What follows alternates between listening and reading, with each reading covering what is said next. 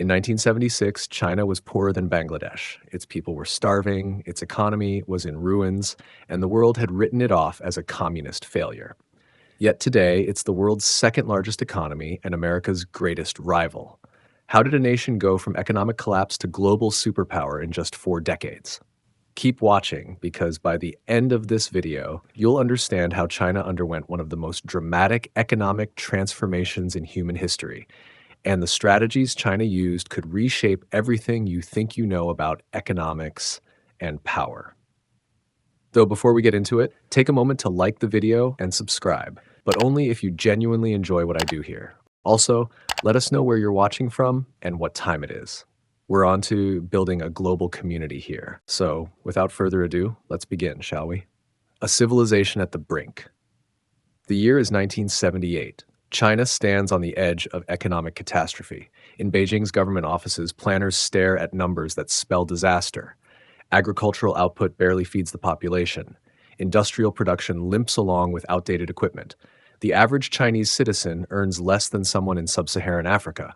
Foreign reserves hover near zero. This is not how empires rise. This is how they end. Yet, within 4 decades, this same nation would hold $2 trillion in reserves. Its factories would supply the world. Its infrastructure would dwarf anything built in human history. The transformation defies every prediction made by Western economists, Soviet advisors, and China's own leadership.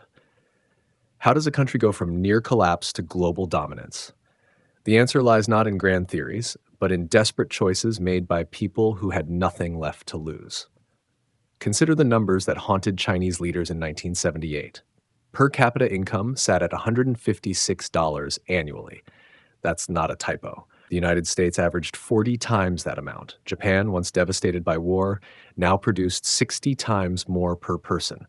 Even India, struggling with its own poverty, outpaced China's economic output. The countryside told an even grimmer story. Peasants worked collective farms with tools barely changed since the Ming Dynasty. Grain rations meant survival, not sustenance.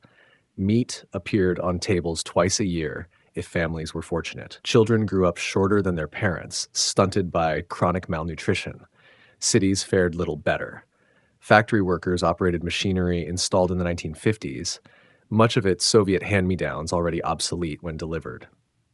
Power outages interrupted production daily. Raw materials arrived sporadically. Quality control existed as a foreign concept. Chinese goods had become synonymous with failure in international markets. But the crisis went deeper than economics. Trust had shattered. Neighbors had denounced neighbors. Children had turned against parents. Intellectuals swept streets, while political cadres managed complex industries they didn't understand. The social fabric that holds civilizations together had torn beyond recognition. The Communist Party itself teetered on legitimacy's edge. Revolution had promised prosperity. Instead, it delivered famine. It promised equality. Instead, it created new hierarchies of political privilege. It promised to surpass the West. Instead, China had fallen further behind with each passing year. Foreign observers wrote China off. The CIA predicted stagnation or slow decline.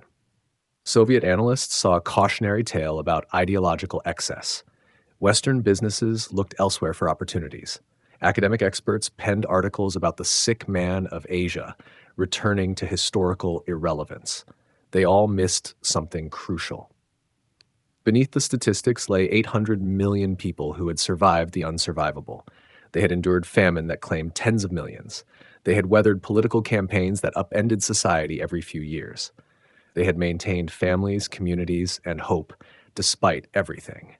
This reservoir of human resilience would prove more valuable than any natural resource. But resilience alone doesn't build economies. It required leaders willing to abandon everything they had believed.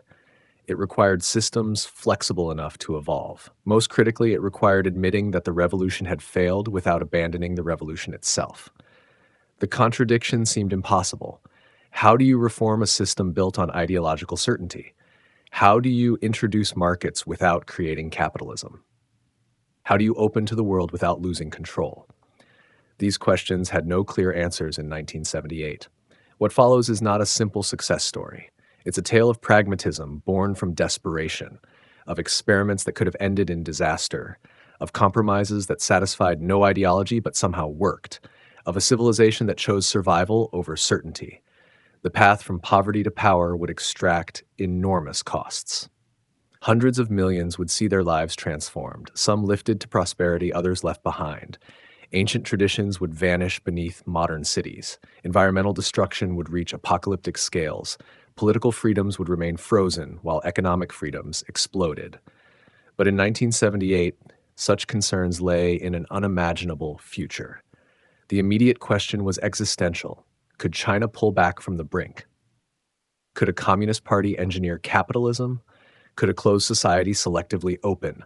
Could a nation rewrite its entire economic system without falling apart? History knows the answer, but for those living through it, uncertainty ruled each day. Every reform risked backlash. Every success created new problems. Every step forward meant abandoning beliefs held sacred just years before. This is their story, not of inevitable triumph, but of choices made when all options seemed impossible. Not of grand strategy, but of desperate improvisation that somehow cohered into transformation. Not of ideological victory, but of survival through adaptation. The greatest reversal in economic history began not with confidence, but with fear. Not with blueprints, but with experiments. Not with unity, but with exhaustion from conflict. From this unlikely foundation, China would build something unprecedented, a hybrid system that defied every category economists had created. The journey from collapse to dominance starts here, in 1978, when admitting failure became the first step toward unimaginable success. The ruins of revolution, the scale of devastation defied measurement. By 1978, China's economy resembled a battlefield after prolonged siege. Start with the countryside, where 80% of Chinese people scraped out existence. Collective farms had promised efficiency through scale. Instead, they delivered catastrophe through indifference. Peasants worked land they didn't own for harvests they couldn't keep. Initiative died. Innovation vanished. Ancient farming wisdom gave way to political slogans that crops couldn't read. The numbers tell only part of the story. Grain production in 1978 barely exceeded levels from 1957. Think about that. 2 decades of agricultural progress had produced nothing. Meanwhile, population had grown by 300 million mouths to feed. The math of starvation stalked every harvest. But agriculture's crisis went beyond productivity. The entire rural economy had fossilized. Markets where farmers once traded goods, banned as capitalist, side businesses that supplemented farm income, forbidden as bourgeois. Traditional crafts passed through generations, abandoned for political study sessions. The diverse ecosystem of rural life had collapsed into monoculture. Grow grain, meet quotas, survive. Industrial ruins told a different but equally grim story. Factories built during the Great Leap Forward dotted the landscape like monuments to delusion. Backyard furnaces had melted farming tools to produce useless steel. Actual steel plants operated at fraction of capacity. Quality? Chinese steel bent where it should hold, broke where it should bend. Consider Anshan, once China's steel capital. By 1978, its furnaces produced less than during Japanese occupation. Equipment hadn't seen major updates since Soviet advisors left 2 decades earlier.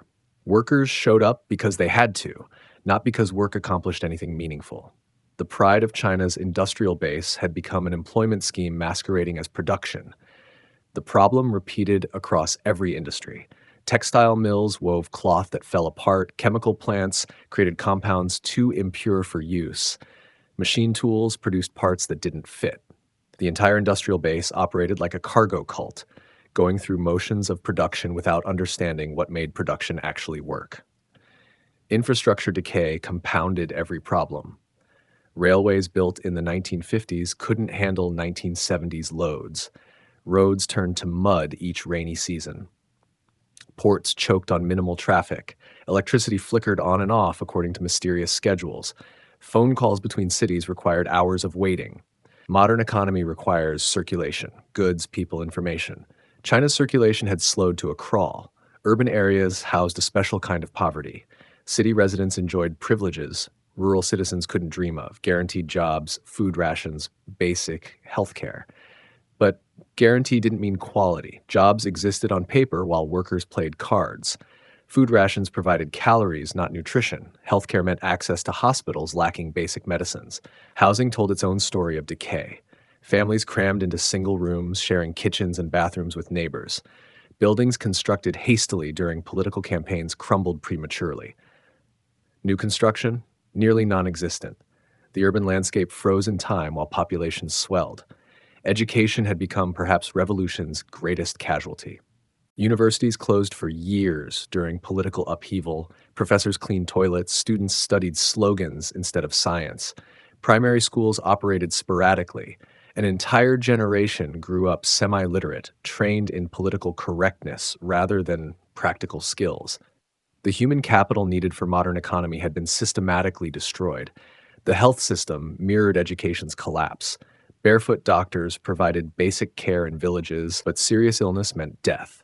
Urban hospitals lacked antibiotics, surgical equipment, trained specialists. Traditional Chinese medicine filled gaps. Western medicine couldn't reach, but herbs couldn't cure systemic neglect. Life expectancy had improved since 1949, but plateaued far below developed nations. Financial systems? Essentially non-existent. Banks served as government cashiers, not capital allocators.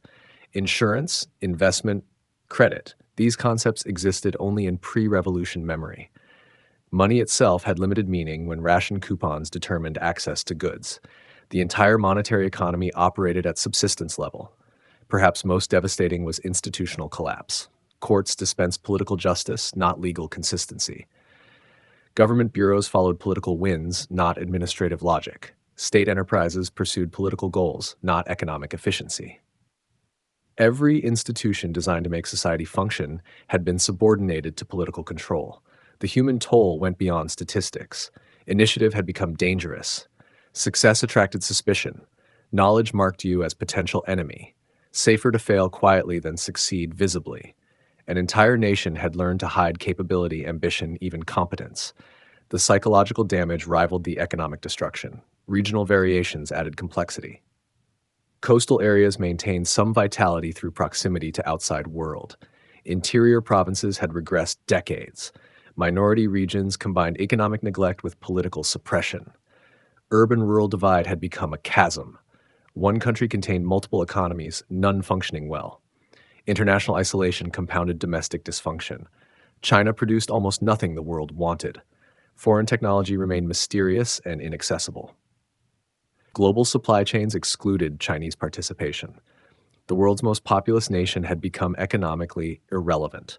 The revolution had promised to unleash productive forces. Instead, it had systematically destroyed them. The very mechanisms that create prosperity, markets, incentives, innovation, exchange, had been eliminated as ideological enemies. What remained was economic activity stripped of economic logic. This was the inheritance of 1978. Not mere poverty, but systematic dysfunction. Not just underdevelopment, but misdevelopment. Not simple problems, but compound fractures requiring surgical reconstruction. The question wasn't whether China needed change. The question was whether change could happen without complete collapse. The ruins of revolution would provide unlikely foundation for transformation. But first, someone had to admit the revolution had failed. The death of certainty. September 9th, 1976. Mao dies. China exhales and holds its breath simultaneously. For 27 years, one man's thoughts had directed 800 million lives. His words carried force of natural law. His whims became national campaigns. His theoretical musings transformed into material reality, no matter how divorced from actual possibility. Now silence replaces the voice that had dominated everything. The immediate aftermath brings paralysis disguised as continuity. Hua Guofeng, Mao's chosen successor, mouths platitudes about carrying forward revolutionary legacy. But everyone understands the truth. The emperor has no clothes, and now the emperor has no breath. What remains is a system built entirely around one person's certitudes, absent that person. Power struggles erupt behind closed doors of Zhongnanhai compound. The Gang of Four, including Mao's widow, maneuver to maintain radical line. Old revolutionaries who survived purges smell opportunity for return. Military commanders calculate loyalties. Everyone invokes Mao's words while pursuing opposite goals. The sacred texts contradict themselves because their author contradicted himself, leaving interpretation as battlefield. But deeper than political maneuvering runs existential crisis. If Mao was wrong about economics, what else was he wrong about? If collective agriculture failed, did collective ownership fail? If continuous revolution brought chaos, should revolution stop? These questions couldn't be asked aloud, but everyone thought them. The Communist Party faced legitimacy crisis. Revolution had justified one-party rule. If revolution had failed, what justified the party? Elections remained impossible. That would admit fallibility. Opposition parties stayed banned. That would acknowledge alternatives. Free press couldn't exist. That would expose failures. The party needed new source of legitimacy without admitting it needed new source of legitimacy. Ordinary Chinese experienced uncertainty as daily reality. Would political campaigns resume? Should they praise or criticize local officials? Which slogans were safe to repeat? The survival skills developed over decades, reading political winds, mouthing correct phrases, avoiding visibility, suddenly became obsolete without clear signals from above. The economy reflected political confusion. Factory managers didn't know whether to prioritize production or political study. Farmers wondered if private plots might expand or disappear. Local officials feared both inaction and initiative. Everyone waited for clear direction that wouldn't come because no one at the top knew what direction to provide. International observers misread the situation. They saw power struggle and predicted civil war. They saw economic stagnation and forecast collapse. They missed the crucial development. Exhaustion had replaced fanaticism. Chinese people hadn't abandoned communism intellectually, but they had abandoned enthusiasm for perpetual upheaval. This exhaustion created space for pragmatism. Not dramatic conversion to new ideology, but simple desire for stability. Not rejection of socialism, but fatigue with slogans. Not embrace of capitalism, but recognition that current path led nowhere. The death of certainty opened door to experimentation born from desperation rather than conviction. Within the party, remarkable conversations began occurring. Veterans who had built revolution started acknowledging its failures, not publicly, that remained impossible. But in private meetings, careful phrases tested boundaries. Seek truth from facts became code for admitting reality differed from propaganda. Practice is sole criterion of truth meant ideology must bend to results. The arrest of Gang of Four in October 1976 signals shift from ideological purity to survival instinct. The party purges its most radical elements, not from principled opposition, but from recognition that radicalism threatens everyone's existence. Moderation becomes self-preservation disguised as political position. Provincial leaders begin quiet experiments. Nothing dramatic, a factory trying new management methods here, farmers dividing collective fields there. Each small deviation tests whether initiative brings reward or persecution. The center's confusion becomes province's opportunity. Federalism with Chinese characteristics emerges from paralysis rather than plan. The rehabilitation of purged officials accelerates. Deng Xiaoping returns from internal exile. Chen Yun resumes economic planning. Expertise slowly replaces political reliability as criterion for position. Not because anyone abandons political criteria, but because political reliability alone produces economic disaster. Foreign relations shift subtly. China had opened to America from strategic necessity. Soviet threat required counterbalance. But economic desperation now supplements strategic calculation. Technology transfer becomes urgent need. Foreign investment transforms from ideological heresy to practical necessity. The bamboo curtain develops carefully monitored holes. Universities reopen gradually. Students return to classrooms after decade-long hiatus. Professors from labor camps to teach whatever they remember. Knowledge itself becomes rehabilitated, though carefully separated from political thought. Science and technology receive endorsement, while social sciences remain suspect. The press begins publishing economic statistics again, not comprehensive data that would reveal too much failure, but selective numbers acknowledging problems. Agricultural stagnation gets mentioned. Industrial inefficiency receives criticism. Reality intrudes on propaganda in small, controlled doses. Most critically, fear begins receding. Not dramatically. Decades of terror don't vanish overnight, but the daily dread of denunciation lessens. People test boundaries with careful jokes. Complaints about material conditions replace endless political slogans. The emotional temperature of society drops from fever to exhaustion. This exhaustion proves more revolutionary than any ideology. People too tired for another campaign become ready for a different approach. Cadres too weary of failure become willing to try alternatives. Leaders too old for more upheaval become open to stability through growth rather than politics. The death of certainty creates vacuum, but instead of chaos, it produces space for questions previously unthinkable. What if ideology matters less than results? What if feeding people trumps political purity? What if economic growth provides better legitimacy than revolutionary credentials? These questions couldn't be answered in 1976, but they could finally be asked. Change would come not from conversion, but from exhaustion. Not from new beliefs, but from abandonment of old certainties. Not from blueprint, but from recognition that all blueprints had failed. In this space between collapse and reconstruction, China would find path forward by admitting it had no path. Deng Xiaoping and the unlikely pivot. 3 times purged, 3 times returned. By 1978, Deng Xiaoping understood survival better than ideology. Standing just under 5 feet tall, this chain-smoking bridge player hardly looked the part of historical transformer. Mao had towered physically and intellectually. Deng resembled someone's grandfather more than revolutionary leader. Yet, precisely this unglamorous pragmatism would prove revolutionary. His resume read like Communist Party history: Long March veteran, military commander, economic planner, purge victim. Each role taught different lessons, but exile taught the most valuable. Ideology without results means nothing. During his rustication in Jiangxi province, Deng had worked in tractor factory. He saw machines that didn't work, workers who didn't care, systems that produced only paperwork. Deng's return to power in 1977 brought no dramatic declarations. Instead, he coined phrases so simple they seemed meaningless. Seek truth from facts. What could be less revolutionary? Yet in a system built on theoretical truth, factual truth was heresy.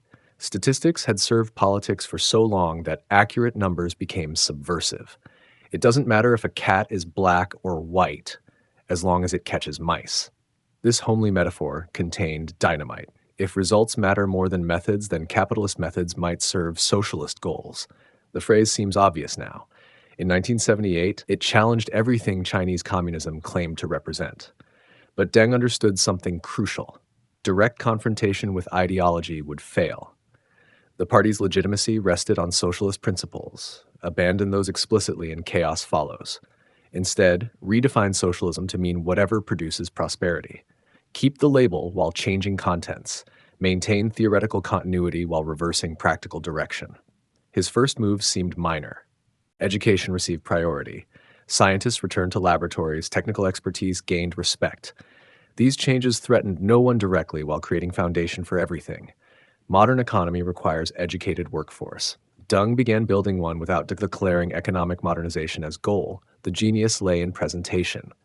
Deng never claimed to reject Mao's thought. Instead, he interpreted it creatively. Mao said, "Serve the people." Deng asked what serves people better, poverty or prosperity. Mao emphasized practice over theory. Deng practiced economic growth. Each step forward clothed itself in revolutionary rhetoric while moving away from revolution. Foreign observers missed the subtlety. They waited for Chinese Gorbachev, dramatic reformer who would denounce the past. Deng offered no such satisfaction. He praised socialism while experimenting with markets. He upheld party leadership while allowing economic freedom. He maintained political control while loosening economic control. The contradiction confused outsiders who expected ideological consistency. But Deng had learned from Soviet mistakes. Khrushchev's denunciation of Stalin created legitimacy crisis. Why believe current leaders if previous leaders were criminals? China couldn't afford such rupture. The party needed evolution disguised as continuity. Change had to seem like fulfillment of revolution, not rejection. His personal history provided credibility. Unlike Mao, who theorized from distance, Deng had administered provinces, run ministries, managed practical affairs. He knew the gap between Beijing's plans and provincial realities. He understood that China contained multiple economies, each requiring different approaches. One-size-fits-all solutions had created one-size-fits-none disasters. Age worked in his favor, paradoxically. At 74, Deng had no time for gradual change. Younger leaders might pace reforms across decades. Deng needed results within years. This urgency drove experimentation that caution would have prevented. Time pressure became reform accelerator. His coalition building proved masterful. Old revolutionaries received respect and positions, military commanders got modernization promises, intellectuals gained rehabilitation. Provincial leaders won autonomy. Each group received something valuable in exchange for supporting changes that benefited everyone. Opposition found itself isolated and obsolete. The vocabulary shift mattered enormously. Class struggle gave way to economic construction. Revolutionary fervor became scientific approach. Political consciousness transformed into technical competence. Words shape thought. New words enabled new thinking without explicitly rejecting old thinking. Deng's famous Southern tour in 1992 would later dramatize his approach, but seeds were planted in 1978. Visit factories, praise production, tour farms, emphasize food security, inspect schools, highlight education, make economics the new politics without declaring politics obsolete. Focus attention on material progress while maintaining political structure. His management style differed radically from Mao's. Where Mao issued grand pronouncements, Deng suggested experiments. Where Mao demanded uniformity, Deng tolerated diversity. Where Mao created campaigns, Deng permitted evolution. The absence of drama became its own revolution. International engagement shifted from threat to opportunity. Deng had lived in France as a young man, worked in Soviet Union, seen industrial society firsthand. He knew China's isolation meant backwardness. But opening required careful management. Too fast risked political backlash, too slow meant missing historical moment. The balance proved delicate. Accept foreign investment, but maintain ownership controls. Import technology, but develop domestic capacity. Learn from capitalism, but remain socialist. These contradictions would define China's path, but in 1978, they simply opened possibilities previously closed. Perhaps most critically, Deng redefined success. Mao measured achievement in revolutionary purity. Deng measured it in living standards. Mao valued struggle. Deng valued stability. Mao sought transformation. Deng sought prosperity. The metrics changed, so behavior changed to match new metrics. This shift from ideology to pragmatism wasn't philosophical conversion. Deng remained committed communist who believed socialism would triumph. But he redefined socialism's victory conditions. Instead of global revolution, achieve national prosperity. Instead of class warfare, create economic growth. Win by succeeding, not by maintaining purity. The pivot seemed unlikely because it was. A communist party embracing markets contradicts Marxist theory. A revolutionary state seeking stability reverses revolutionary logic. A closed society selectively opening defies historical patterns. Yet these contradictions would prove creative rather than destructive. Deng Xiaoping offered no grand vision because grand visions had failed. Instead, he provided permission to experiment. In a system paralyzed by ideological certainty, permission to try different approaches became revolutionary act. The unlikely pivot began not with answers, but with acknowledgement that previous answers hadn't worked. Cross the river by feeling the stones. This became Deng's most famous metaphor. No bridge exists, no map shows the way, but the river must be crossed.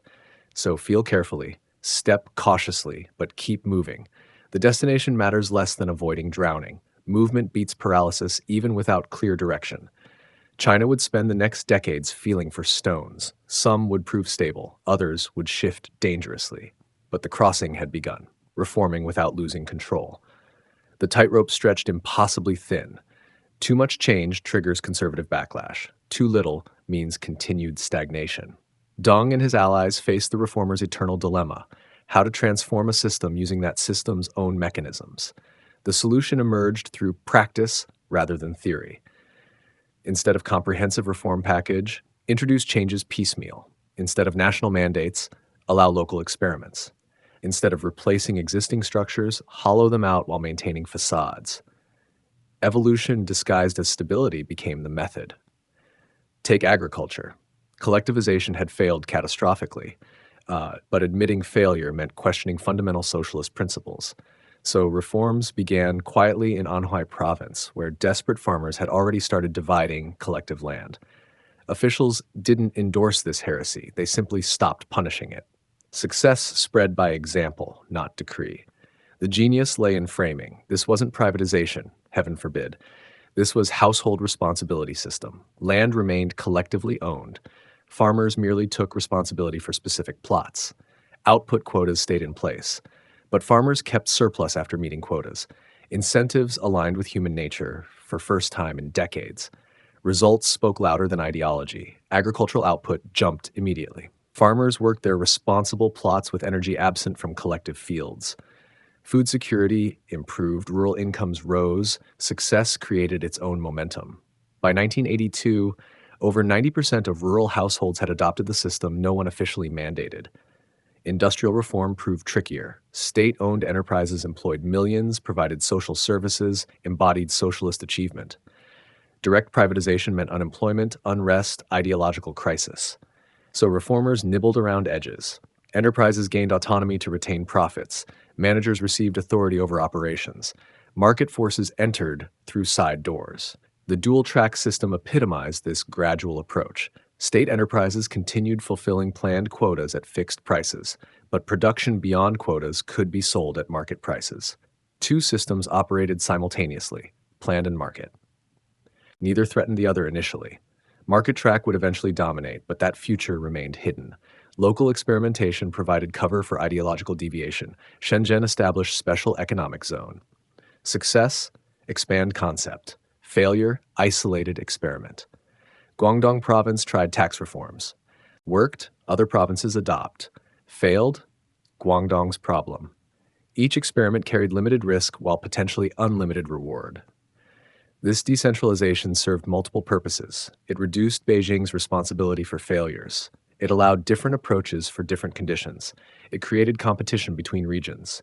It made reversal difficult once multiple provinces adopted successful reforms.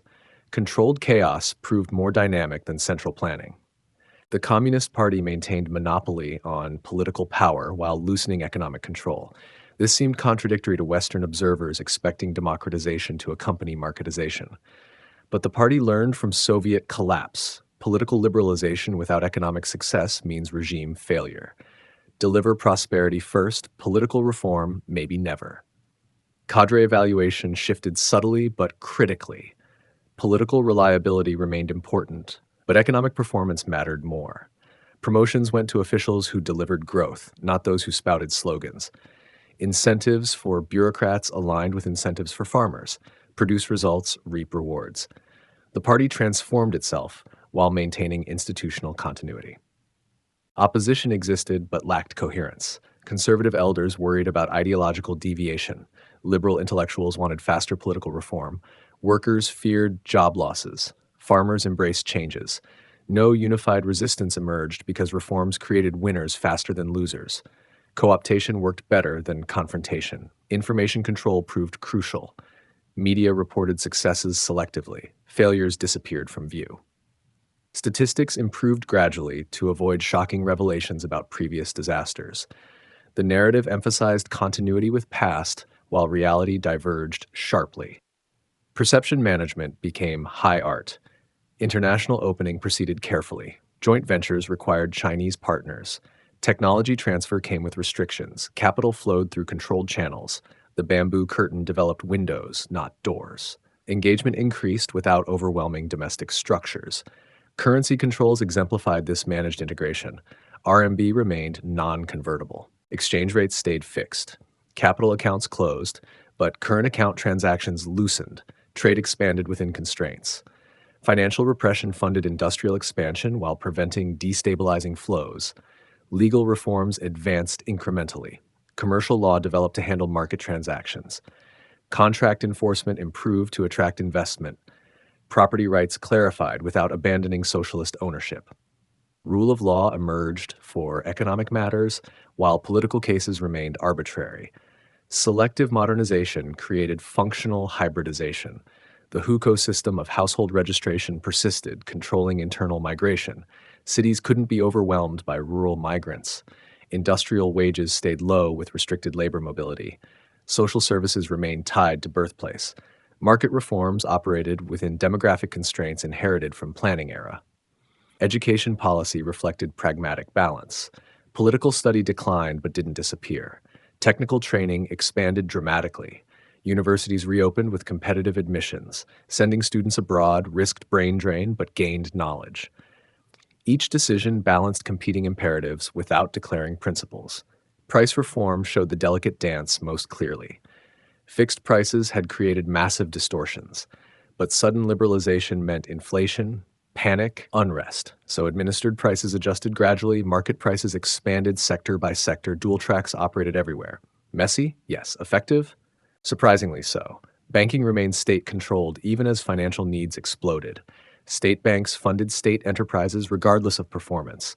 But new financial institutions emerged for market sector. Shadow banking developed to serve private business. Official system coexisted with unofficial alternatives. Stability preserved through controlled instability. Labor markets developed similar duality. State enterprises guaranteed lifetime employment. But new private firms hired and fired freely. Township enterprises occupied middle ground. Multiple systems operated simultaneously, each serving different functions. Iron rice bowl rusted slowly rather than shattering suddenly. Corruption inevitably emerged from these contradictions. Officials controlling scarce resources extracted rents. Dual pricing created arbitrage opportunities. Regulatory complexity enabled selective enforcement. But corruption also greased wheels of change. Reformers tolerated what they couldn't prevent. The balance seemed impossible to maintain. How long could market forces coexist with planning? When would economic freedom demand political expression? How many contradictions could one system contain? These questions haunted reformers, but immediate success postponed reckoning.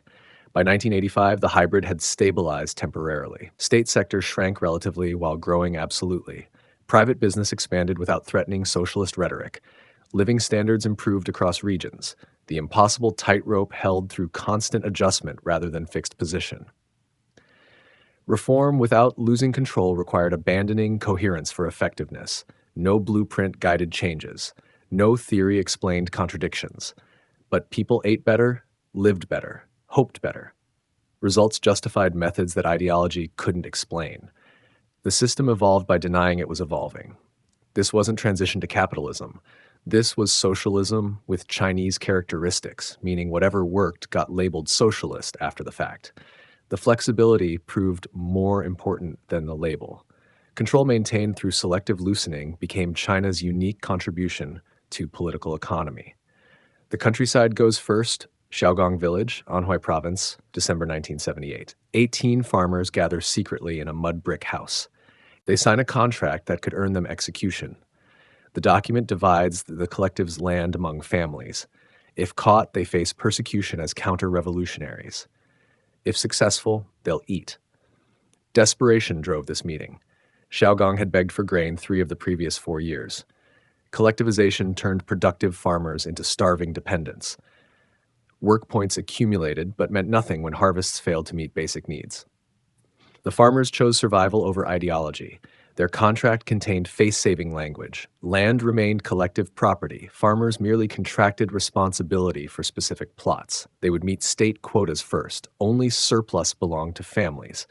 The form preserved socialist appearance while function restored private farming. Semantics mattered when semantics could save lives. The results shocked everyone. Xiaogong's 1979 harvest exceeded the previous 5 years combined. Farmers worked from dawn past dusk on their plots. The same soil, the same seeds, the same hands, but different incentives produced different outcomes. Motivation trumped machinery in agricultural productivity. Word spread despite official silence. Neighboring villages noticed Xiaogong's sudden prosperity. Local officials faced dilemma: punish success or explain failure. Some chose willful blindness, others quietly encouraged similar experiments. Bottom-up reform began exceeding top-down planning. Anhui's provincial leadership, particularly Wan Li, provided crucial protection. Instead of crushing these experiments, he studied results. Data didn't lie. Household farming outproduced collectives dramatically. Wan Li faced choice between ideological purity and feeding people. He chose food. The household responsibility system spread like wildfire through China's poorest regions. Guizhou, Gansu, Inner Mongolia, wherever desperation exceeded ideology, farmers divided collective land. Each province developed variations, but core principle remained. Link effort to reward, Watch productivity soar. Resistance came from unexpected quarters. Rich suburban communes near Beijing and Shanghai opposed decollectivization. They had mechanized farming, developed sideline industries, created functional collectives. For them, household farming meant regression. One size didn't fit all, even in reform. But most rural China resembled Shaogang more than suburban Shanghai. 800 million peasants had endured 3 decades of extraction without accumulation. Collectives had promised prosperity through scale but delivered poverty through disengagement. Individual responsibility offered hope where collective ownership had failed. The reform's genius lay in gradualism. No one declared collectivization dead. Household responsibility simply became another form of socialist agriculture. Contracts lasted 1 year, then 3, then 15, then 30. Permanent private ownership never arrived officially but emerged practically. Revolution through evolution avoided counter-revolution. Agricultural prices told another story of careful change. State procurement prices for grain rose significantly. Farmers could sell above quota production at higher market prices. The dual-track system created incentives without abandoning planning. Subsidies flowed to agriculture for first time since 1950s. Cities paid more for food but ate better. Sideline production exploded once permitted. Farmers raised chickens, pigs, fish in private plots. Vegetable gardens expanded. Cash crops supplemented grain. Markets reopened as farmers had something to sell. Rural economy diversified beyond state imagination. Specialization returned after decades of enforced uniformity. The social impact matched economic transformation. Young men stopped fleeing to cities illegally. Rural marriage prospects improved with rising incomes. Traditional festivals resumed as communities had resources to celebrate. Village temples rebuilt quietly. Social fabric rewove itself around economic recovery. Technology adoption accelerated under household system. Farmers invested in better seeds, fertilizer, small machinery. Knowledge of local conditions mattered again. Innovation returned to agriculture. Green revolution techniques spread through individual initiative rather than state campaigns. Productivity gains compounded annually. Regional variations emerged naturally. Southern provinces emphasized cash crops. Northern areas focused on grain. Coastal regions developed aquaculture. Mountains returned to forestry and orchards. Comparative advantage replaced uniform mandates. Markets coordinated what planning never could. The statistical turnaround stunned observers. Grain output rose 30% between 1978 and 1984. Rural per capita income doubled. Absolute poverty declined dramatically. China achieved in 6 years what development experts thought required generations. Incentives accomplished what aid programs couldn't. Environmental consequences appeared slowly. Intensive household farming exhausted soil faster than extensive collective cultivation. Chemical fertilizer use exploded. Pesticide residues accumulated. Short-term thinking dominated long-term sustainability. But hungry people rarely prioritized distant ecological concerns. Labor allocation shifted fundamentally. Collectives had disguised unemployment as full participation. Household farming revealed massive rural underemployment. Efficient agriculture needed fewer workers. Surplus labor sought new outlets. Township and village enterprises emerged to absorb displaced farmers. Industrialization began in countryside, not cities. Women's roles changed complexly. Collective work points had provided some gender equality in theory. Household farming restored traditional family production units, but rising incomes also enabled education for daughters. Market opportunities created space for female entrepreneurship. Progress mixed with regression. The psychological transformation proved as important as material change. Farmers regained sense of agency. Work meant direct reward. Planning extended beyond next meal. Investment became rational. Hope replaced resignation. Individual dignity returned with individual responsibility. Mindsets shifted from survival to advancement. Political implications remained carefully managed. Successful farmers became local leaders but within party structures. Economic power didn't translate to political challenge. The party adapted by co-opting rural entrepreneurs. One-party rule survived by incorporating new elites rather than suppressing them. Financial innovations followed agricultural success.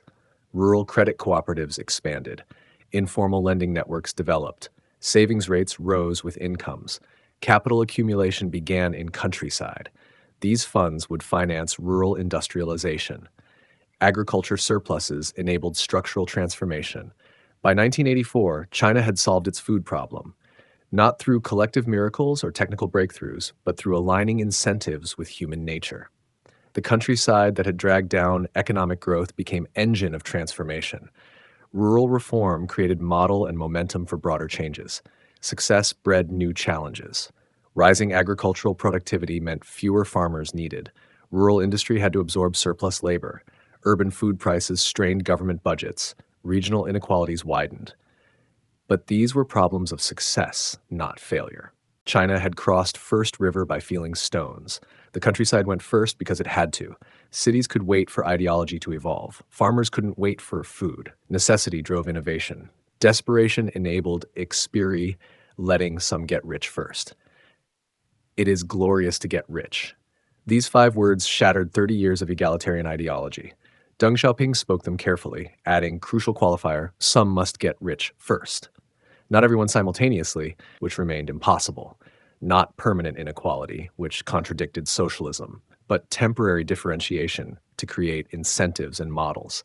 The formulation threaded between capitalism and communism. The psychological breakthrough mattered more than economic theory.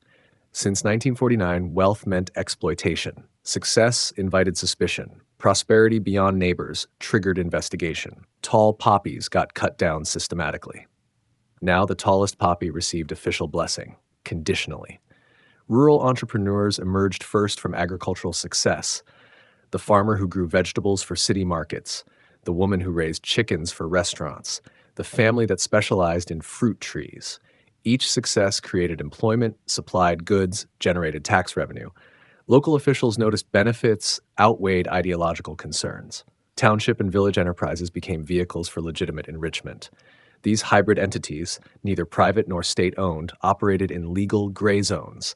Farmers pooled capital, villages provided land, entrepreneurs managed operations, profits flowed to collective accounts, but managers earned substantial incomes. Socialism, with capitalist characteristics, emerged organically. Wenzhou provided the extreme example. This coastal city had always survived through commerce, legal or otherwise. When reforms began, Wenzhou's merchants exploded into action. Family workshops produced buttons, lighters, shoes, electrical switches. Quality varied, but prices beat state enterprises.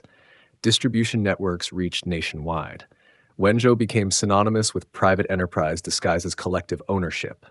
The ideological gymnastics grew elaborate.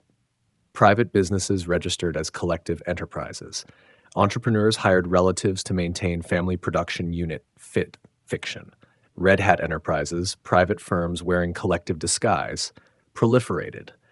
Everyone understood the deception, but participated in maintaining appearances. Success stories spread through informal networks. The peasant who became appliance distributor, the worker who started construction company, the teacher who opened private school. Each example demonstrated possibility. Not everyone would succeed, but anyone might. Hope proved more powerful than guarantee. Income disparities widened immediately. Successful entrepreneurs earned hundreds of times average wages. Coastal provinces raced ahead of interior regions. Cities with commercial traditions outpaced industrial centers. The iron rice bowl cracked as some bowls overflowed while others emptied. Social tensions emerged predictably.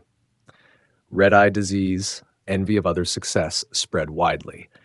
Neighbors resented former equals' new prosperity. Officials demanded bribes from successful businesses. Crime increased as wealth became visible. The harmonious society fractured along economic lines, but the alternative was shared poverty. This reality disciplined resentment. Better to have some prosper than all stagnate. Economic growth created opportunities even for those left behind initially. Construction workers earned more building entrepreneurs' factories than farming collective fields. Rising tide lifted most boats eventually. The demonstration effect proved crucial. Visible wealth motivated imitation. Successful entrepreneurs became local celebrities. Their houses, cars, lifestyles advertised reform's benefits. Material aspirations replaced political slogans. Consumer culture emerged from consumer possibility. Government policy evolved to acknowledge reality. Private business gained legal recognition gradually. Employment restrictions loosened. 8 employees became 16, then no limit. Sectors opened incrementally, first commerce, then services, eventually manufacturing. Each step followed success rather than creating it. Credit remained scarce for private enterprise. State banks served state firms exclusively. Entrepreneurs relied on family savings, informal lending, retained earnings. This constraint selected for businesses with quick returns. Trade dominated manufacturing. Services outpaced industry. Capital efficiency resulted from capital scarcity. Regional governments competed to attract investment. Special policies proliferated. Tax holidays, land deals, regulatory exemptions, whatever generated growth. This competition drove experimentation. Successful innovations spread rapidly. Failures remained local. Federalism with Chinese characteristics emerged through rivalry. Corruption accompanied wealth creation inevitably. Officials controlled permits, licenses, land, loans. Entrepreneurs needed official approval. Mutual benefit created mutual dependence. Clean governance remained theoretical, while practical accommodation ruled. The cost of doing business included unofficial fees. Labor relations transformed fundamentally. State enterprise workers enjoyed security without productivity. Private enterprise workers faced insecurity with opportunity. Young people chose opportunity increasingly. The Danwei system of lifetime employment weakened. Market discipline replaced political control gradually. Social services became contentious issues. State enterprises provided healthcare, education, housing. Private enterprises provided wages only. Who covered workers' social needs? The question remained unresolved, creating two-tier citizenship. Economic dynamism came with social precarity. Cultural attitudes shifted profoundly. Money became acceptable topic of conversation. Business success earned admiration, not suspicion. Parents encouraged entrepreneurial children. Universities added business courses. The profit motive gained legitimacy through practice. International perceptions changed accordingly. China transformed from communist monolith to market opportunity. Foreign investors noticed Chinese consumers. Joint ventures multiplied. Technology transfer accelerated. Integration with global capitalism proceeded through individual Chinese capitalists. The political compact evolved subtly. The party promised rising living standards. Citizens accepted one-party rule. Economic freedom substituted for political freedom. Material improvement justified ideological flexibility. Performance legitimacy replaced revolutionary legitimacy. Inequality statistics told stark story. Gini coefficient rose from 0.2 to 0.4 within decade. Urban-rural gaps widened. Coastal interior disparities grew. Education premiums increased. Wealth concentration accelerated. Socialist equality gave way to market differentiation. But absolute poverty declined simultaneously. Most Chinese lived better despite relative inequality. Nutrition improved, housing upgraded. Consumer goods proliferated. The poor got richer while rich got richer faster. Development economics played out in real time. Environmental degradation accompanied rapid enrichment. Township enterprises dumped waste freely. Coal consumption soared. Agricultural chemicals poisoned water. Short-term profit dominated long-term sustainability.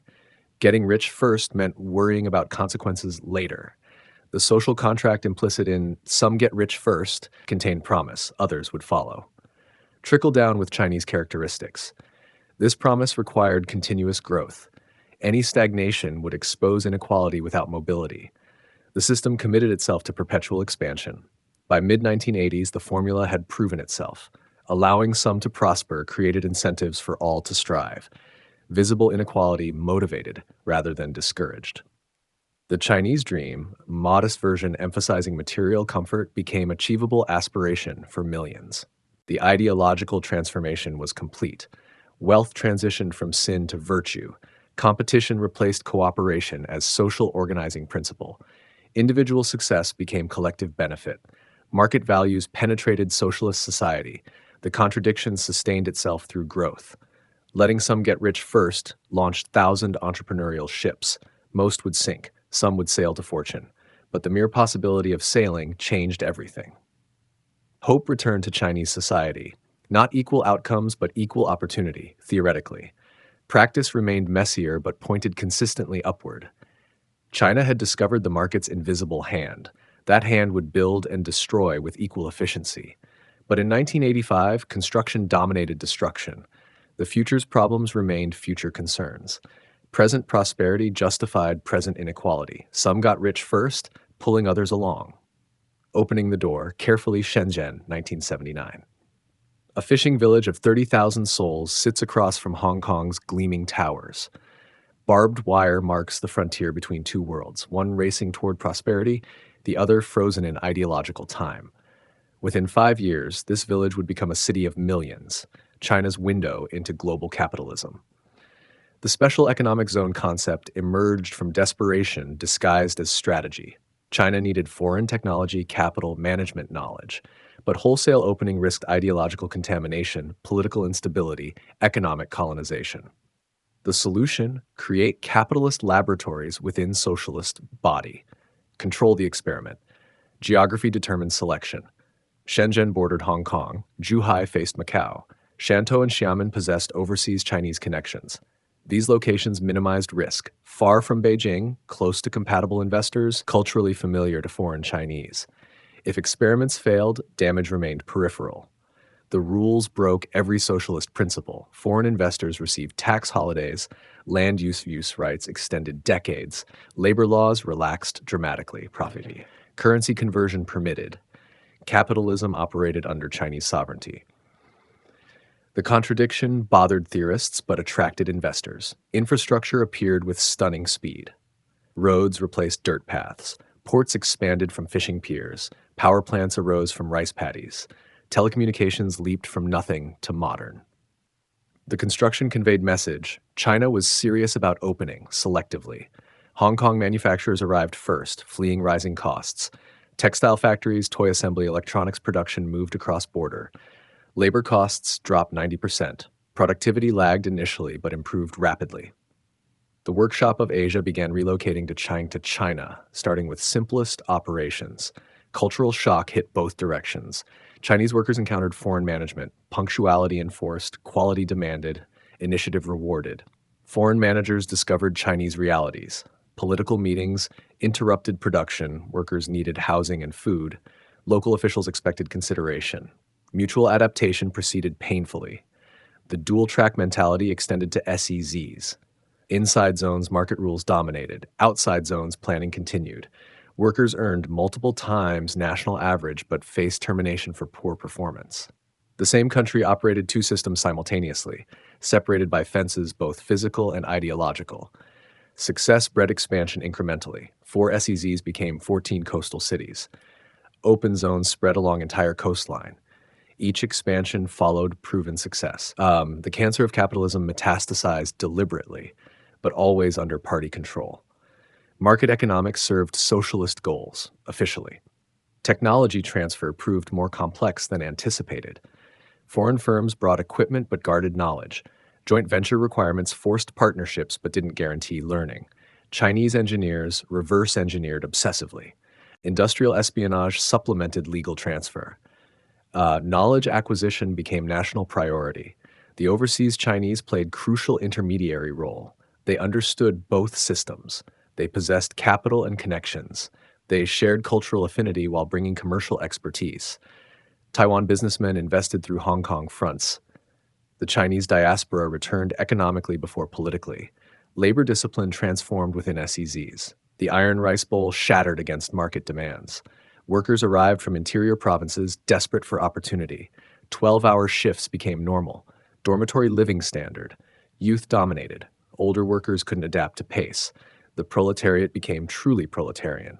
Local governments competed fiercely for foreign investment. Shenzhen pioneered policies that Guangzhou copied. Shanghai improved. Tianjin adapted. Success metrics shifted from political compliance to economic growth. GDP became new ideology. Officials learned to speak business language. Environmental considerations vanished in development fever. Factories dumped waste into Pearl River. Air quality deteriorated dramatically. Agricultural land disappeared under concrete. Tomorrow's problems seemed insignificant compared to today's opportunities.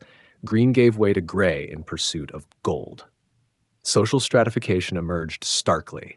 SEZ workers earned more but lived precariously. Local farmers got rich selling land but lost traditional livelihoods. Officials prospered through formal salaries and informal arrangements. Foreign executives lived in compounds separated from Chinese reality. Multiple worlds coexisted uncomfortably. The demonstration effect rippled nationally. Interior provinces demanded their own special zones. Why should coastal areas monopolize foreign investment? Political pressure mounted for wider opening, but controlled experimentation required limiting access. Not everyone could be special simultaneously. Currency complications reflected broader tensions. SEZs needed convertible currency for international transactions, but free conversion threatened monetary control.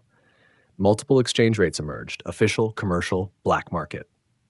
Financial engineering maintained stability through complexity. The RMB learned to dance without fully joining the party. Regulatory frameworks evolved through practice. Contract law developed to handle disputes. Intellectual property protection improved marginally. Banking regulations adapted to foreign requirements. Legal infrastructure followed commercial needs. Rule of law emerged selectively for business, not politics. Cultural products flowed alongside capital. Hong Kong music, Taiwan television, Western fashions entered through SEZ portals. Materialist values challenged socialist asceticism. Individual expression competed with collective conformity. The door opened for more than money. Security concerns persisted throughout. How to welcome foreign investment while preventing foreign influence? How to learn technology without dependence? How to integrate economically while remaining politically distinct? These questions lacked clear answers. Solutions emerged through trial and error. The Tiananmen Square protests of 1989 would later test SEZ resilience. Foreign investors panicked briefly. Some withdrew, but SEZs continued operating. Economic logic trumped political concern for most businesses. The zones had created their own momentum. Capital seeks returns, not ideological purity. By 1990, the experiment had succeeded beyond expectations. SEZs contributed disproportionately to exports, employment, tax revenue. They demonstrated China's potential to foreign investors. They proved Chinese workers could meet international standards. They showed capitalism could serve socialism with sufficient ideological flexibility. The careful opening had worked through control, not despite it. By limiting access points, China channeled foreign influence productively. By maintaining political authority, it prevented economic colonization. By experimenting locally, it learned without risking everything. The door opened just wide enough. Unintended consequences accumulated nevertheless. Inequality between SEZ and non-SEZ regions, corruption where two systems met, cultural transformation beyond economic change, regional disparities that would define China's future. But in 1990, success overshadowed problems. China had learned to dance with global capital without losing its footing. The steps remained awkward, the music seemed foreign, but the movement generated momentum. From Shenzhen's fishing village to industrial metropolis, the transformation announced China's arrival on global stage. The door would open wider in coming decades. But the careful initial opening established patterns: control amid liberalization, experimentation before commitment, economic integration without political subordination. China engaged globalization on Chinese terms. The world would adapt as much as China. Learning from the outside world, Singapore, 1978. Lee Kuan Yew lectures Deng Xiaoping on economic development. The student takes notes that will reshape one-fifth of humanity. China's leaders embarked on unprecedented study tours. Japan's post-war miracle fascinated them. South Korea's industrial policy intrigued them. Singapore's authoritarian prosperity inspired them. Even America's capitalism merited examination. The Middle Kingdom acknowledged it had much to learn. The humility marked historical departure. China had considered itself civilization's center for millennia. Barbarians might possess military technology worth copying, but economic and social organization? Never. Now, Chinese officials studied foreign models with intensity once reserved for Marxist texts. Japan provided the most relevant lessons. Cultural proximity helped Confucian society achieving Western prosperity. The developmental state model resonated, government guiding but not controlling business. Industrial policy seemed replicable: select sectors, concentrate resources, build champions. MET became more studied in Beijing than Moscow. Delegations returned with specific observations.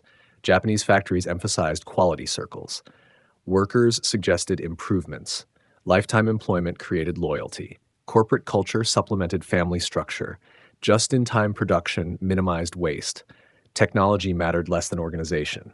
These insights challenged every Chinese industrial assumption.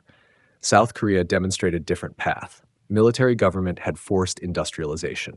Shables concentrated resources. Export orientation drove growth. Education investment paid dividends. Land reform preceded industrial takeoff. The sequencing mattered as much as policies. China took notes on ordering reforms. Singapore offered political lessons alongside economic ones. Single party dominance with electoral facade.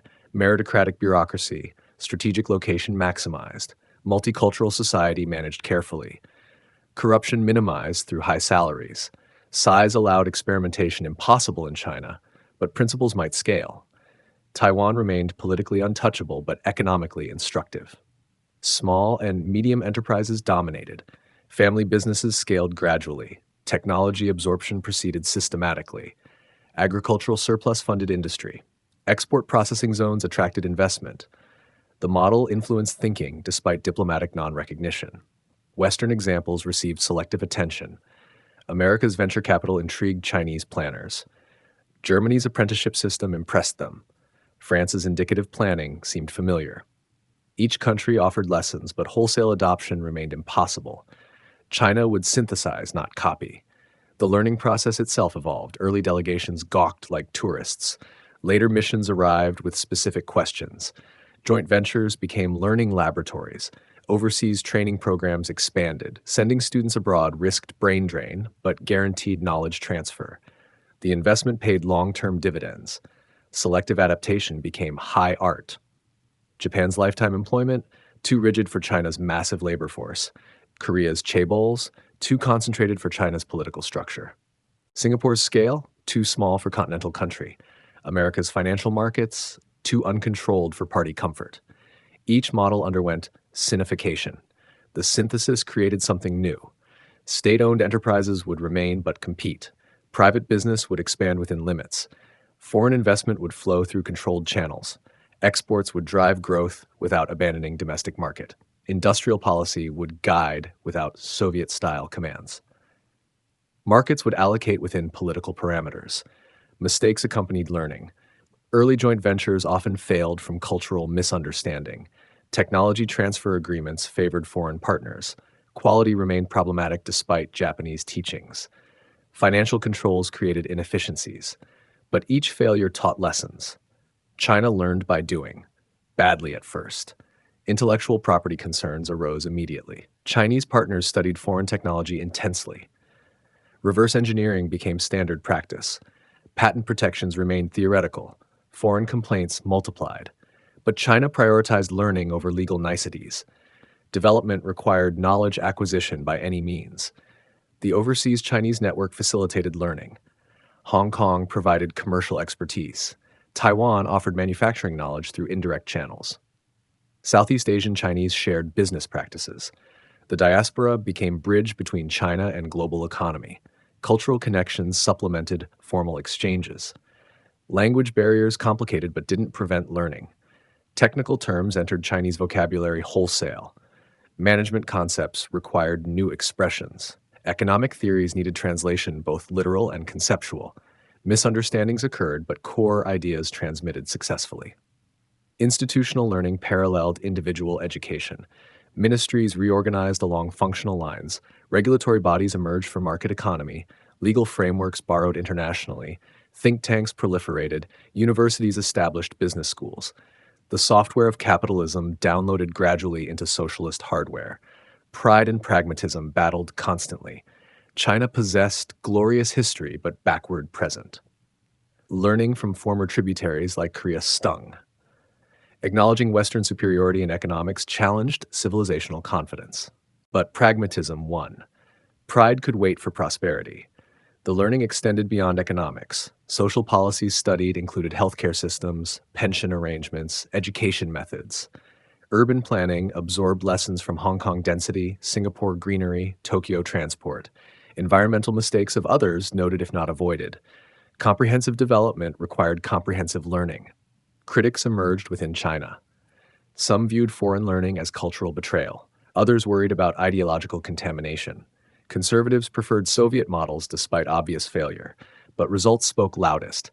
Areas implementing foreign lessons prospered. Regions resisting stagnated. Success silenced criticism temporarily. By 1985, China had become the world's most studious large country. Officials at every level examined foreign practices. Successful experiments spread rapidly. Failed adaptations disappeared quietly. The learning process institutionalized. Continuous improvement through selective borrowing became standard.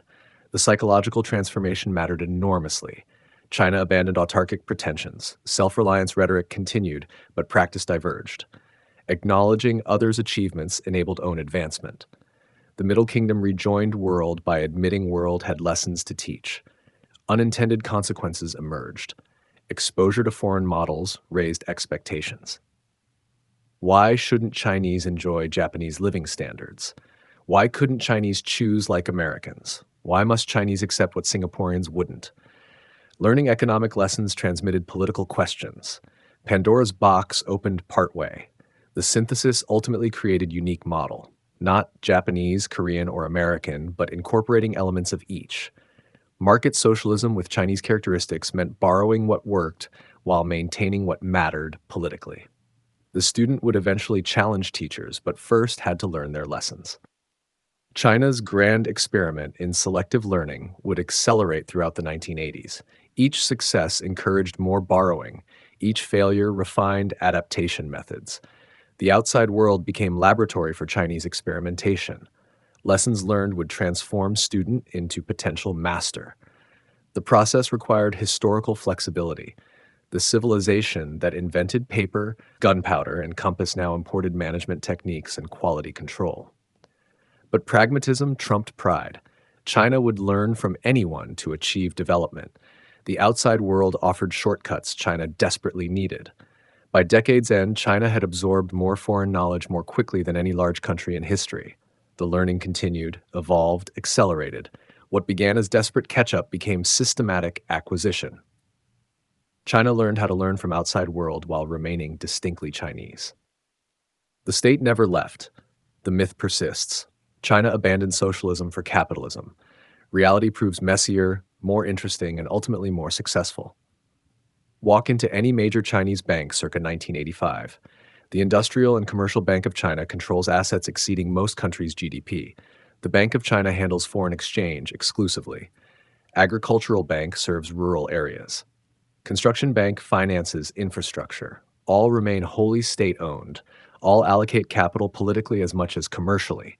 This isn't retreat of state, it's reorganization for different purposes. Where Soviet planning failed through rigidity, Chinese planning evolved through flexibility. The state never left. It changed methods while maintaining control. The invisible hand gained Chinese characteristics, with very visible state fingers guiding its movements. Land tells the story clearly. Despite agricultural reforms, farmland remained collective or state property. Farmers gained use rights, not ownership. Urban land stayed entirely state-owned. Local governments leased development rights but retained ultimate control. The foundation of capitalism, private property, never fully arrived. State-owned enterprises dominated commanding heights. Energy, telecommunications, transportation, steel, chemicals, all remained under state control. Reforms improved efficiency marginally. Managers gained autonomy partially. Market pressures increased gradually, but ownership stayed governmental. Privatization happened around edges, not at core. The financial system exemplified state capitalism's reality.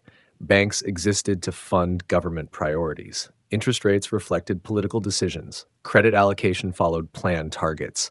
Capital controls prevented free flows. Stock markets emerged eventually but served state enterprises primarily. Financial repression funded industrial expansion. Planning never disappeared, it evolved. 5-year plans continued but emphasized guidance over commands. Industrial policy selected strategic sectors. Regional development followed state priorities. Infrastructure investment proceeded through government direction. Markets operated within parameters set politically. The plan learned to speak market language. Local government became entrepreneurial while remaining governmental. Township and village enterprises blurred public-private boundaries deliberately. Officials sat on corporate boards. Party secretaries made business decisions. Profit motives mixed with political calculations. Local state capitalism proved more dynamic than central planning. The regulatory framework reinforced state presence. Business licenses required official approval. Sector entry faced government barriers. Pricing remained partially controlled. Foreign exchange needed permission. Labor mobility faced restrictions. Every market transaction occurred within state-designed parameters. Deregulation meant changing rules, not removing them. Taxation evolved to capture market wealth for state purposes. Central-local fiscal relations shifted constantly. Extra budgetary funds proliferated. Fee collection supplemented formal taxes. The state's extractive capacity adapted to new economic realities. Market wealth funded continued state expansion. Employment patterns reflected states' continuing role. Government positions remained most prestigious. State enterprise jobs provided security. Private sector employment grew but carried risks. The iron rice bowl bent but didn't break completely. Most Chinese still depended on state for livelihood directly or indirectly. Welfare systems stayed attached to state entities. Healthcare, education, pensions tied to work units. State enterprises provided comprehensive benefits. Private firms offered wages only. This disparity maintained state sector's importance despite inefficiencies. Social insurance required state employment. The legal system served state interests primarily. Commercial law developed to facilitate transactions. Criminal law protected state authority. Property rights remained conditional. Contract enforcement improved selectively. Rule of law meant law as state tool, not constraint on state power. Legal development followed state needs. Information control never loosened substantially. Media remained state-owned or controlled. Telecommunications operated under state monopoly. Publishing required official approval. Internet would later face comprehensive filtering. Market information flowed freely. Political information faced strict controls. The state managed message alongside economy. Provincial variations demonstrated state adaptability. Guangdong experimented with markets under provincial government guidance. Shanghai maintained stricter controls while modernizing. Interior provinces relied more heavily on state enterprises. Each model reflected local state capacity, not state absence. Federalism with Chinese characteristics meant different state roles, not no state. The military-industrial complex exemplified state capitalism. PLA enterprises entered civilian markets. Defense industries developed dual-use technologies. Military personnel managed businesses. Security considerations shaped industrial policy. The gun and yuan merged institutionally. Market discipline never touched security sphere. Foreign investment operated through state channels. Joint ventures required government partners. Technology transfer faced official scrutiny. Profits, repatriation needed approval. SEZs existed as state creations. FDI flowed where state permitted. The open door had state gatekeepers. Macroeconomic management remained thoroughly statist. Exchange rates fixed administratively. Interest rates reflected policy goals. Money supply followed political calendar. Inflation control prioritized social stability. Business cycles bent to political necessity. The state managed capitalism rather than submitting to it. Infrastructure development showcased state capacity. Roads, rails, ports, power plants all proceeded through state planning. Private participation occurred marginally. Foreign involvement faced restrictions. The state built hardware for market economy. Infrastructure as competitive advantage required state resources. Education policy reflected state priorities. Technical training expanded dramatically. Ideological education continued quietly. Overseas study required official approval. Returning students faced incentives and constraints. Human capital development served state goals. Markets might signal needs, but state shaped supply.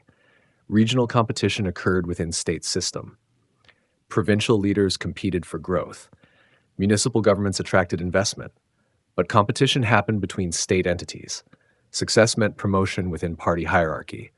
Market competition served political competition. The state channeled market forces rather than surrendering to them. Technology development followed state guidance. Key laboratories remained government-funded. Strategic sectors received priority resources. Reverse engineering gained official support. Indigenous innovation became state goal. Markets might reward innovation, but state directed innovative capacity.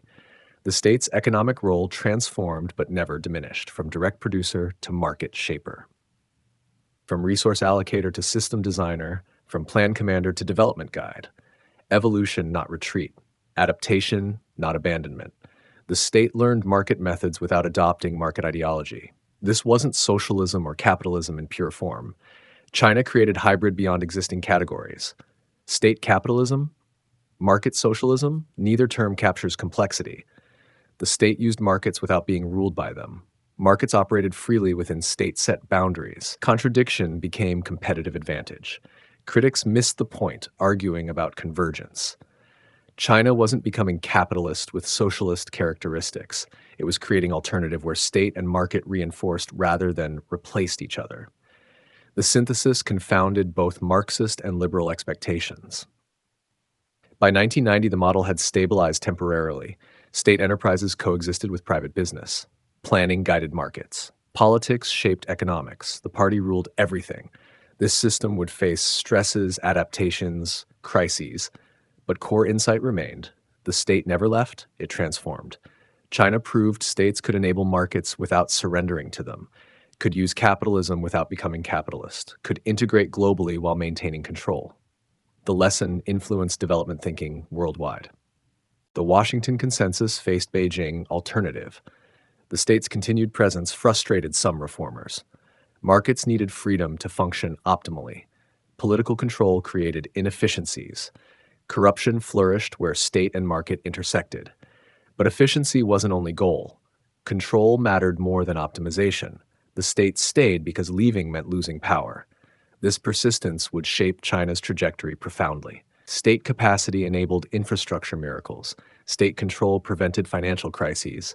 State guidance directed industrial upgrading. But state presence also created debt, corruption, inefficiency. The contradictions would multiply with success. For now, in 1985, the hybrid worked. The state had learned to swim in market waters without drowning. Markets operated within socialist system without destroying it. The impossible synthesis held through creative ambiguity. The state never left, it just learned new tricks. Boomtowns and broken promises. By the early 1990s, China's cities are transforming at a pace that defies comprehension. Shenzhen, once a fishing village of 30,000, now houses over 1 million. Shanghai's skyline erupts with cranes. Guangzhou doubles, then doubles again. But this isn't orderly development. It's controlled chaos. The cities need workers. Millions of them. And the countryside has millions to spare. Farmers whose land now produces more food with fewer hands. Young people who've tasted the possibility of something beyond subsistence. So they move. Not officially at first. China's household registration system, the hukou, ties people to their birthplace. Urban residency means access to schools, hospitals, housing. Rural registration means you're locked out. The system was designed to prevent exactly this kind of mass migration, to keep the countryside from overwhelming the cities. But economic logic overwhelms administrative control. Factories need hands. Construction sites need bodies. The rules bend without breaking. Migrants flood in anyway, creating a shadow population in every major city. They work the jobs urbanites won't touch. They sleep in factory dormitories, 20 to a room. They send money home and dream of something better for their children. The numbers are staggering. Between 1990 and 2000, roughly 80 million people leave rural areas for cities. By 2010, that figure reaches 150 million. It's the largest peaceable migration in human history, compressed into 2 decades. These workers build everything. The apartment towers, the subway systems, the shopping malls that rise in months where rice paddies stood the year before. They assemble the electronics, they stitch the clothes, they cook the meals and clean the offices and load the trucks. Without them, China's boom doesn't happen. But they remain second-class citizens in the cities they build. Their children can't attend local schools without paying crushing fees. They can't access subsidized health care. They live in urban villages, dense, chaotic neighborhoods the authorities tolerate but don't serve. The state knows this creates tension. But growth demands labor mobility, and the hukou system serves a different purpose now. It's not about preventing migration, it's about ensuring migrants stay temporary, flexible, willing to work for less because they can't put down roots. The inequality is stark and deliberate. In Shenzhen, a factory worker with rural hukou makes half what an urban resident makes for similar work. The gap breeds resentment, but it also keeps costs low and competitiveness high. The cities themselves fracture into distinct worlds. The old urban core, where state workers still enjoy subsidized housing and guaranteed pensions. The new commercial districts, where private wealth displays itself in designer boutiques and imported cars. And the margins, where migrants cluster in buildings that weren't meant to last this long. Real estate becomes the new frontier. In the 1990s, China begins dismantling the old system of state allocated housing. Suddenly, homes can be bought and sold. Suddenly, property has value beyond shelter. Local governments seize the opportunity, they control land. They can expropriate rural plots at low prices, rezone them for development, and sell land use rights to developers at enormous markups. The revenue floods municipal coffers. This becomes a pattern. Cities fund infrastructure not through taxes, but through land sales. It's brilliant and dangerous. Brilliant because it finances growth without raising taxes. Dangerous because it requires perpetual expansion. Housing prices begin their long climb. In Shanghai and Beijing, a modest apartment costs a year's salary in 1995. By 2000, it costs 3 years. By 2005, 5. The middle class emerges, defined less by profession than by property ownership. Those who bought early become wealthy on paper. Those who didn't find themselves priced out of cities they helped build. The Communist Party watches this unfold with unease and determination. Inequality was supposed to be temporary. Deng's letting some get rich first implied others would follow. But the gap widens instead of closing. Rural incomes rise, yes, but urban incomes rise faster. Coastal regions surge ahead of the interior. The educated prosper while the unskilled struggle. Every year, the distance between winners and losers grows. Social stability becomes harder to maintain. Labor disputes multiply. In the state sector, millions of workers lose jobs as unprofitable enterprises finally close. They were promised lifetime employment. Now they're offered meager severance and told to find their own way. Protests erupt, small at first, localized, laid-off factory workers blocking roads, farmers resisting land seizures, migrants demanding unpaid wages. The state responds with a mix of concession and control. Some demands are met quietly, others are suppressed, but there's no going back. The economy has outgrown the old social contract. The state can no longer provide for everyone. It can only manage the transition and hope that growth creates enough opportunity to prevent widespread unrest. Environmental costs mount invisibly at first, then undeniably. The cities choke on coal smoke. Rivers run black with industrial waste. The air in Beijing grows so thick that blue skies become newsworthy. No one planned for this, or rather, everyone knew it was happening but accepted it as the price of development. Clean air doesn't create jobs. Clean water doesn't attract investment. Those problems can be solved later, once the country is rich enough to afford solutions. The human cost compounds. Life expectancy rises, yes, nutrition improves, infant mortality drops, but the psychological toll of dislocation, the strain of 16-hour workdays, the anxiety of knowing your children's futures depend on test scores and connections. These don't appear in official statistics. The state's legitimacy rests increasingly on delivery. Not ideology, not revolutionary credentials, but tangible improvement. The party's implicit bargain with the people is simple. We'll stay in power, and in exchange, your lives will get better. For most people through the 1990s and 2000s, the bargain holds. Things do get better, even if unequally. The apartment is small, but it's yours. The salary is low, but it's rising. The city is chaotic, but it's full of possibility. Yet the foundation is fragile. Growth masks contradictions that can't be postponed forever. The migrants who can't access urban services, the debt accumulating in local governments, the environmental damage that will take generations to repair, the social friction between those who've gained and those left behind. China has escaped collapse, but it's built a system that requires constant forward motion to prevent implosion. Stop growing, and the inequalities become unbearable. Stop building, and the debt becomes unpayable. Stop creating opportunity, and the migration becomes resentment. The boomtowns keep booming. The promises keep bending. And somewhere in the background, a clock no one wants to acknowledge keeps ticking. The 1989 crisis point, Fred. The spring of 1989 begins with mourning and ends with decisions that will define China for decades. Hu Yaobang, a reformist party leader, passes away in April. Students gather in Tiananmen Square to commemorate him. The gathering doesn't disperse, it grows. Within days, tens of thousands fill the square. They're not calling for revolution, not most of them. They want dialogue, they want accountability. They want the reforms that open the economy to extend to politics. The timing couldn't be worse for China's leadership. Soviet General Secretary Mikhail Gorbachev is scheduled to visit Beijing in May, the first Sino-Soviet summit in 30 years. The square should be clear, orderly, controlled. Instead, it's occupied. Students erect tents. They draft demands. They broadcast manifestos. Workers join them. Intellectuals voice support. The movement spreads to other cities, Shanghai, Chengdu, Wuhan. The party leadership fractures. Some, like Zhao Ziyang, advocate dialogue and gradual reform. Others see existential threat. The decade of economic opening has created expectations the political system can't contain. Deng Xiaoping faces a choice. He's spent years dismantling Mao's economic legacy while preserving Mao's political structure. Now that contradiction has reached crisis. He chooses order. In early June, the military enters Beijing. What follows is brutal. The square is cleared. The exact toll remains disputed, but hundreds, possibly thousands, lose their lives. The images broadcast worldwide. Tanks, crowds, a lone figure standing in their path. International condemnation arrives immediately. Sanctions follow. Investment slows. China's carefully cultivated opening to the West suddenly seems in jeopardy. Inside China, the response is silence enforced by fear. The protests are reframed as a riot, a near catastrophe manipulated by hostile forces. The narrative is clear.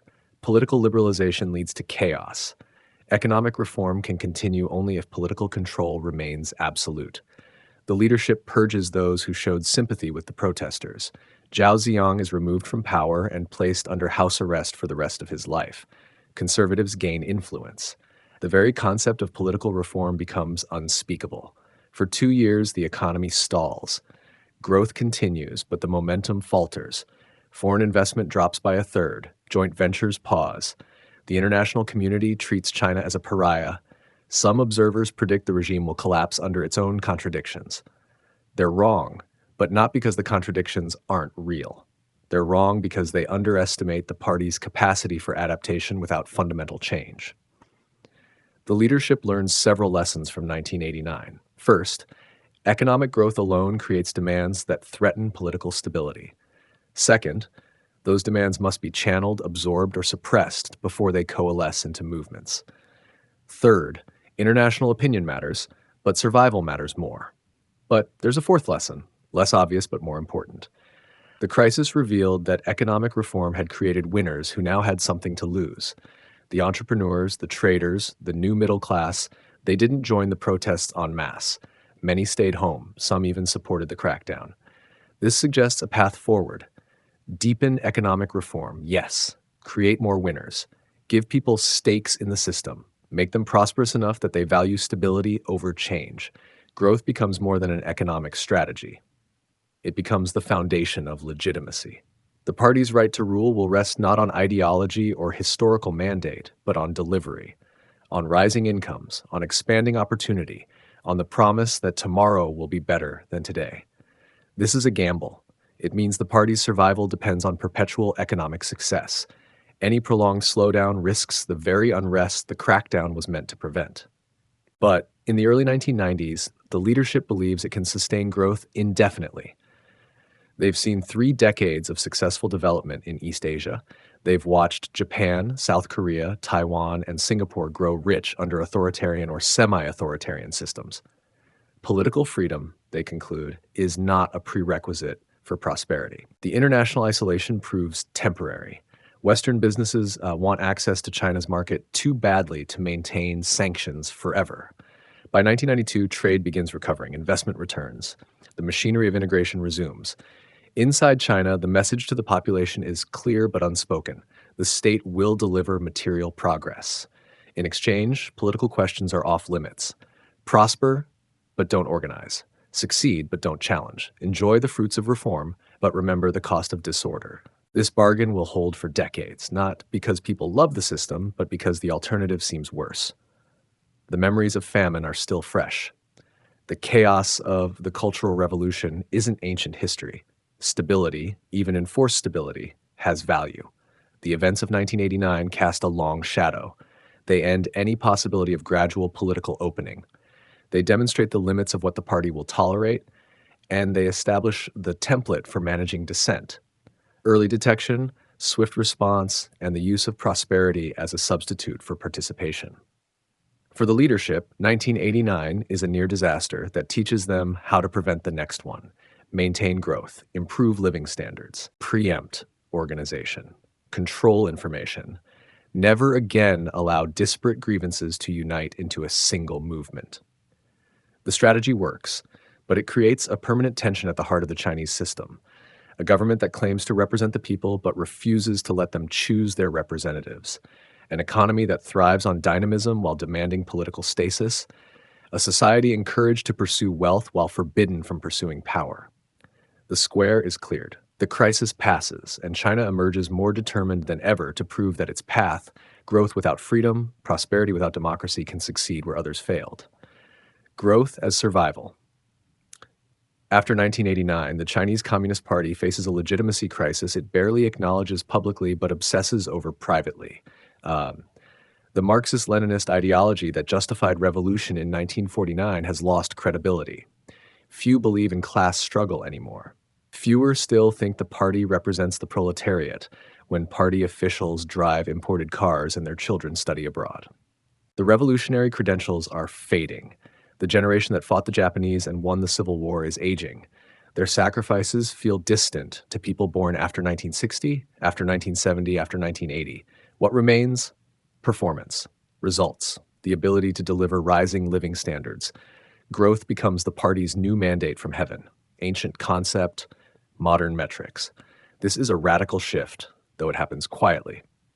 For most of the 20th century, communist parties justified their rule through ideology. The Soviet Union claimed to be building a workers' paradise. Cuba framed itself as an anti-imperialist vanguard. Vietnam invoked national liberation. China, after 1989, makes a different argument. We should rule because we're competent, because we can manage the economy better than any alternative system, because we deliver. The numbers become crucial. GDP growth rates aren't just statistics. They're proof of the party's right to monopolize power. Every percentage point matters. Every year of sustained expansion validates the system. The leadership sets growth targets annually. Provincial officials are evaluated based on whether they meet them. Promotions depend on economic performance. The entire bureaucratic incentive structure orients toward expansion. This creates extraordinary dynamism. Local governments compete to attract investment. They offer tax breaks, build infrastructure, streamline approvals. The phrase Chinese speed emerges to describe how quickly projects move from concept to completion. But it also creates distortions. Officials manipulate statistics to hit targets. They prioritize projects that boost GDP even if they waste resources. They overlook environmental damage, worker safety, and financial sustainability because those don't show up in growth figures. The party justifies this approach with a simple logic: without growth, instability. Without stability, everything falls apart. Better to have problems that come from growing too fast than problems that come from stagnating. The strategy rests on a compact with the Chinese people, never written but widely understood. The state will create economic opportunity. In exchange, citizens will not challenge political arrangements. Prosperity for acquiescence, advancement for obedience. For millions, this deal works. The farmer's son who becomes a factory manager, the teacher who opens a private school, the entrepreneur who builds a business employing hundreds. Their lives improve materially in ways previous generations couldn't imagine. But the compact has conditions. Participate in the economy, not in politics. Organize businesses, not movements. Criticize local corruption, but not the system itself. These boundaries aren't always explicit, but crossing them has consequences.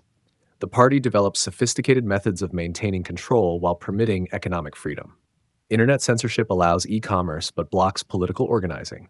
Protest is tolerated if it's local and economic, unpaid wages, land disputes, but crushed if it becomes systemic or coordinated.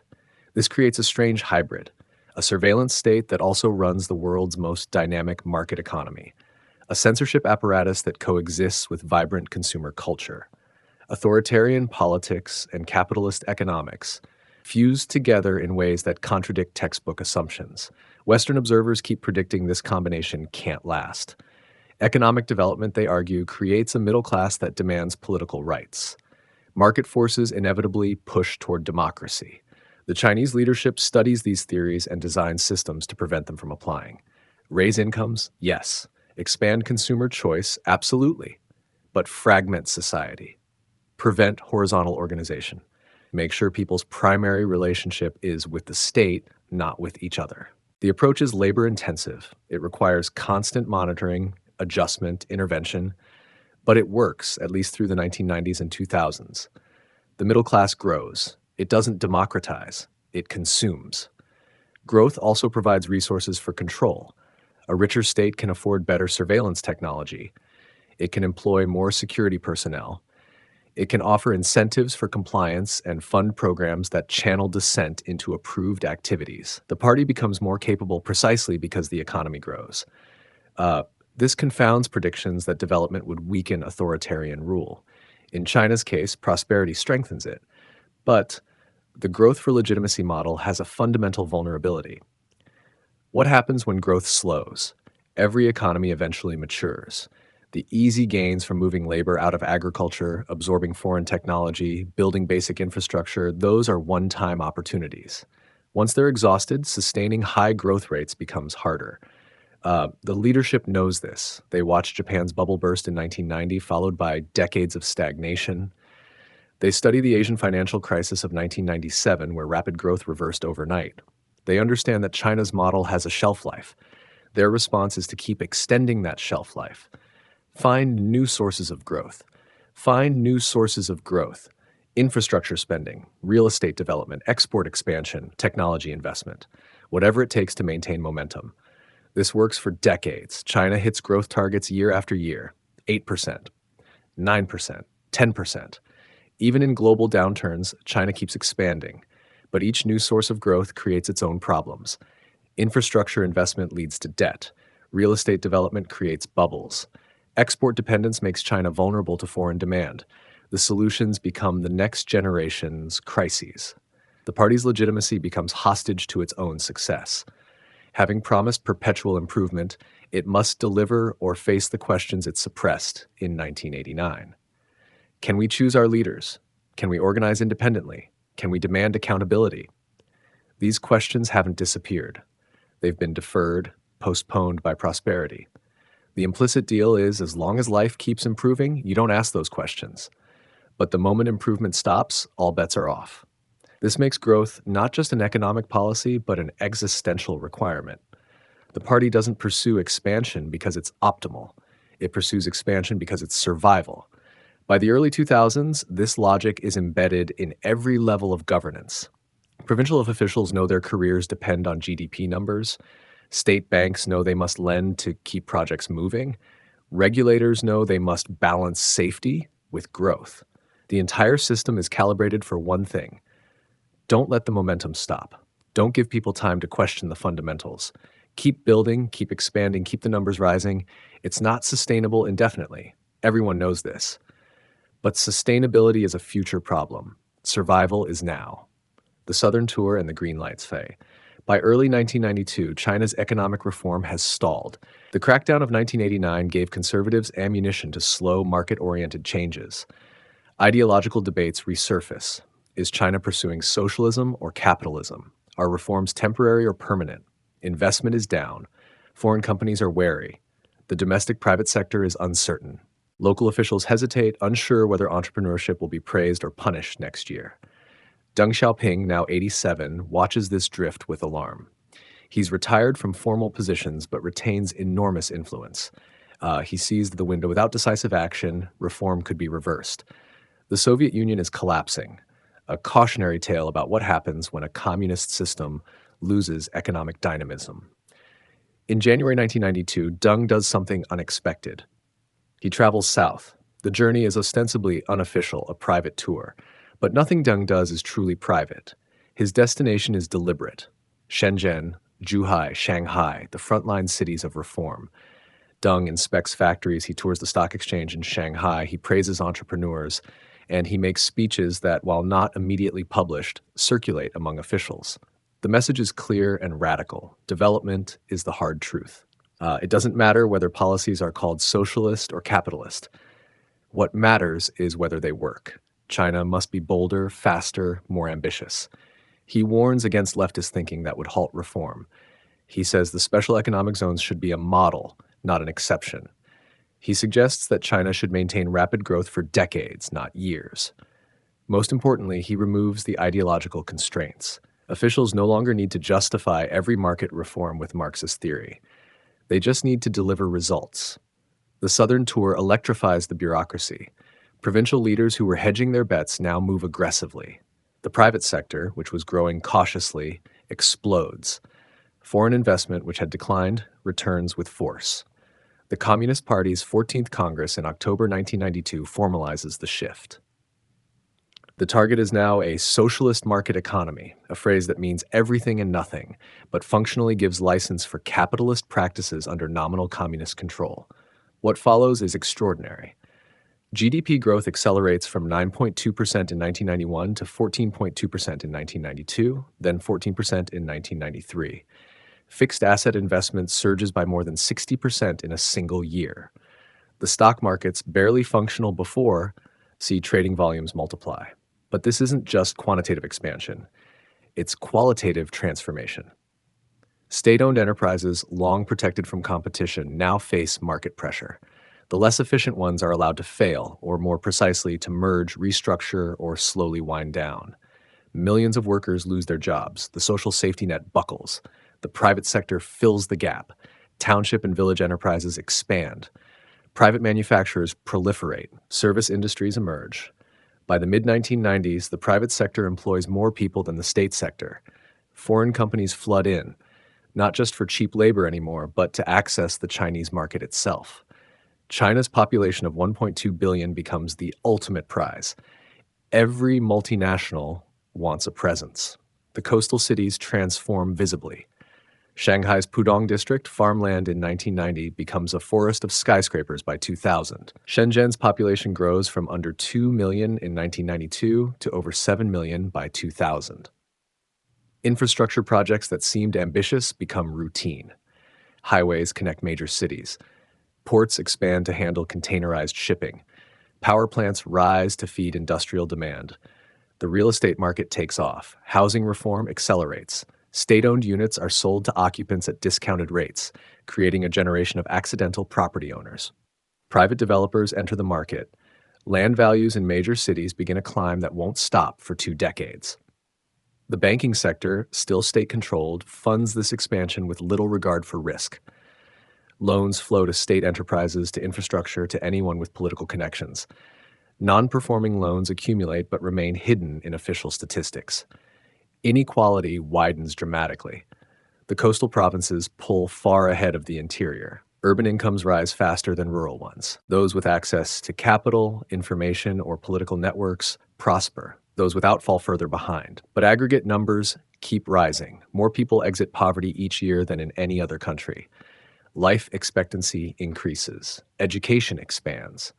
Consumer goods, televisions, refrigerators, motorcycles, become common in homes where they were unthinkable a decade earlier. The Southern Tour becomes mythology. It's remembered as the moment China committed irreversibly to reform. The moment when economic pragmatism defeated ideological purity. The moment when Deng secured his legacy. But the reality is more complicated. The Southern Tour didn't introduce new policies. Most of what Deng endorsed was already happening in pockets. What it did was remove doubt. It signaled to officials that reform had top-level backing, that taking risks would be rewarded, that the future belonged to those who moved fast. It also locked China into a particular path. Once growth accelerates this dramatically, slowing down becomes politically untenable. The expectations are set. The population has tasted improvement. Local officials have learned that advancement comes from expansion. From 1992 forward, China's trajectory is clear. More markets, more opening, more growth. The political system remains authoritarian, but the economic system becomes increasingly capitalist, in practice if not in name. The contradictions this creates will take decades to surface. For now, in the 1990s, the combination seems to work brilliantly. The state directs resources to strategic sectors. Markets allocate everything else. Foreign capital brings technology. Domestic labor keeps costs low. Exports surge. Western economists struggle to categorize what they're seeing. It's not, it's not Soviet-style central planning, too much market activity. It's not free market capitalism, too much state control. It's something hybrid, something that shouldn't work according to theory but clearly does in practice. The Chinese leadership doesn't care about theoretical coherence. They care about results. And the results through the 1990s are undeniable. Deng's Southern tour ends the debate about whether to reform. It doesn't end debates about how fast or how far, but it establishes that retreat is not an option. China will integrate with the global economy, it will embrace markets, it will grow, the green light is given, and China accelerates.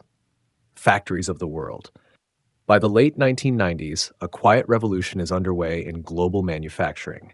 China is becoming the world's factory floor. This doesn't happen by accident. It's the result of deliberate choices, structural advantages, and timing that couldn't be replicated. The first advantage is obvious: labor. China has hundreds of millions of workers transitioning out of agriculture. They're literate, thanks to decades of educational investment. They're disciplined, accustomed to hierarchy and long hours. And they're cheap. A Chinese factory worker in 1995 earns perhaps 5% of what an American or European worker makes. But cheap labor alone doesn't explain China's manufacturing dominance. Plenty of countries have low wages. What China offers is cheap labor at scale, with infrastructure to support it. The state invests massively in the connective tissue of manufacturing. Ports that can handle enormous cargo volumes, highways that move goods from interior factories to coastal shipping, reliable electricity, functional telecommunications. These aren't glamorous, but they're essential. Proximity matters too. When one factory makes zippers and another makes fabric and a third makes buttons, and they're all within 50 kilometers, the entire supply chain becomes more efficient. China develops industrial clusters where everything a manufacturer needs is nearby. Shenzhen becomes the global center for electronics assembly. Dongguan specializes in toys and textiles. Wenzhou focuses on small, manufactured goods, lighters, eyeglasses, buttons.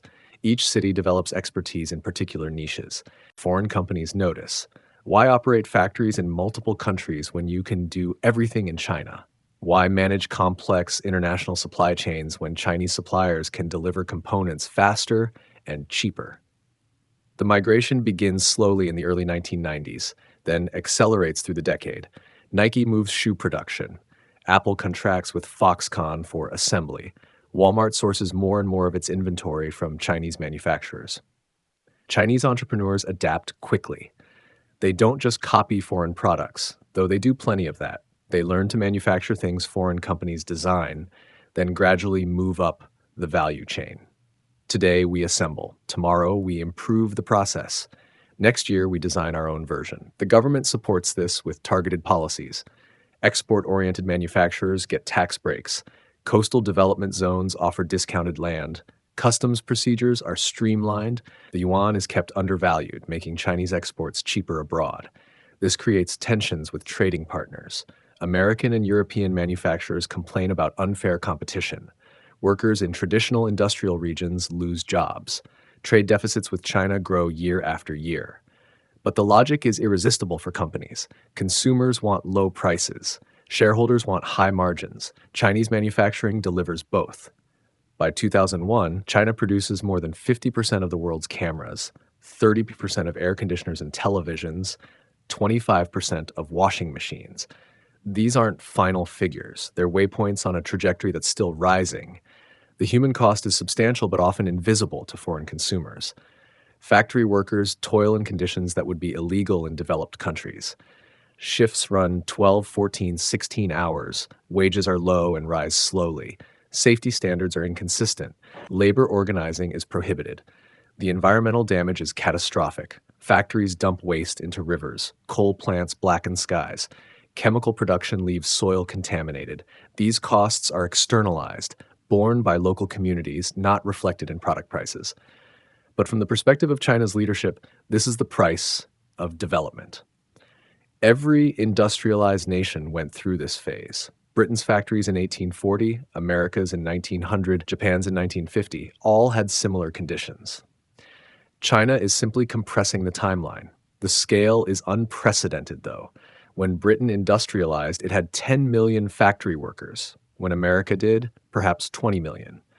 China brings 100 million people into manufacturing in 2 decades. This creates a paradox. China's workers are essential to global supply chains, but remain replaceable individually. A factory can lose 100 workers and hire 100 more the next week. The labor surplus is enormous. Yet gradually, this begins to change. By the early 2000s, coastal factories start reporting labor shortages. Not overall unemployment, there's still surplus labor in rural areas. But workers begin choosing between factories, comparing wages and conditions. This is the first hint that China's low-wage advantage won't last forever. As incomes rise, as expectations shift, as younger workers prove less willing to accept their parents' conditions, labor costs edge upward. The state recognizes the need to transition.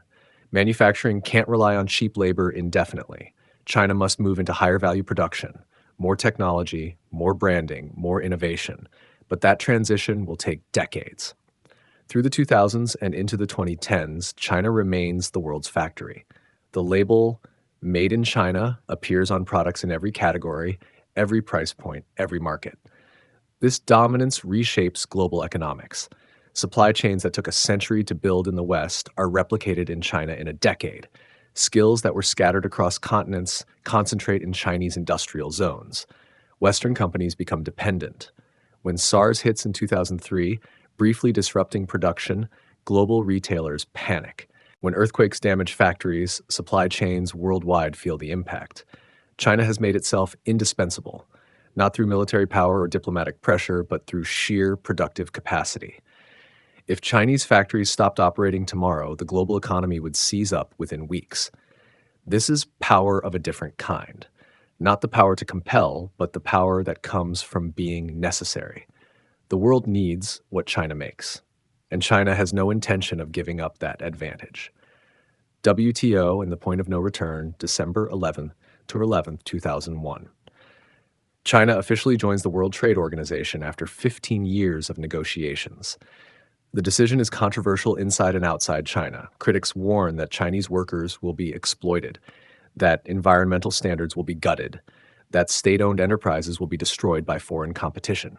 Others worry about the opposite, that China will flood global markets with cheap goods, hollowing out manufacturing in developed countries. Both are partially right.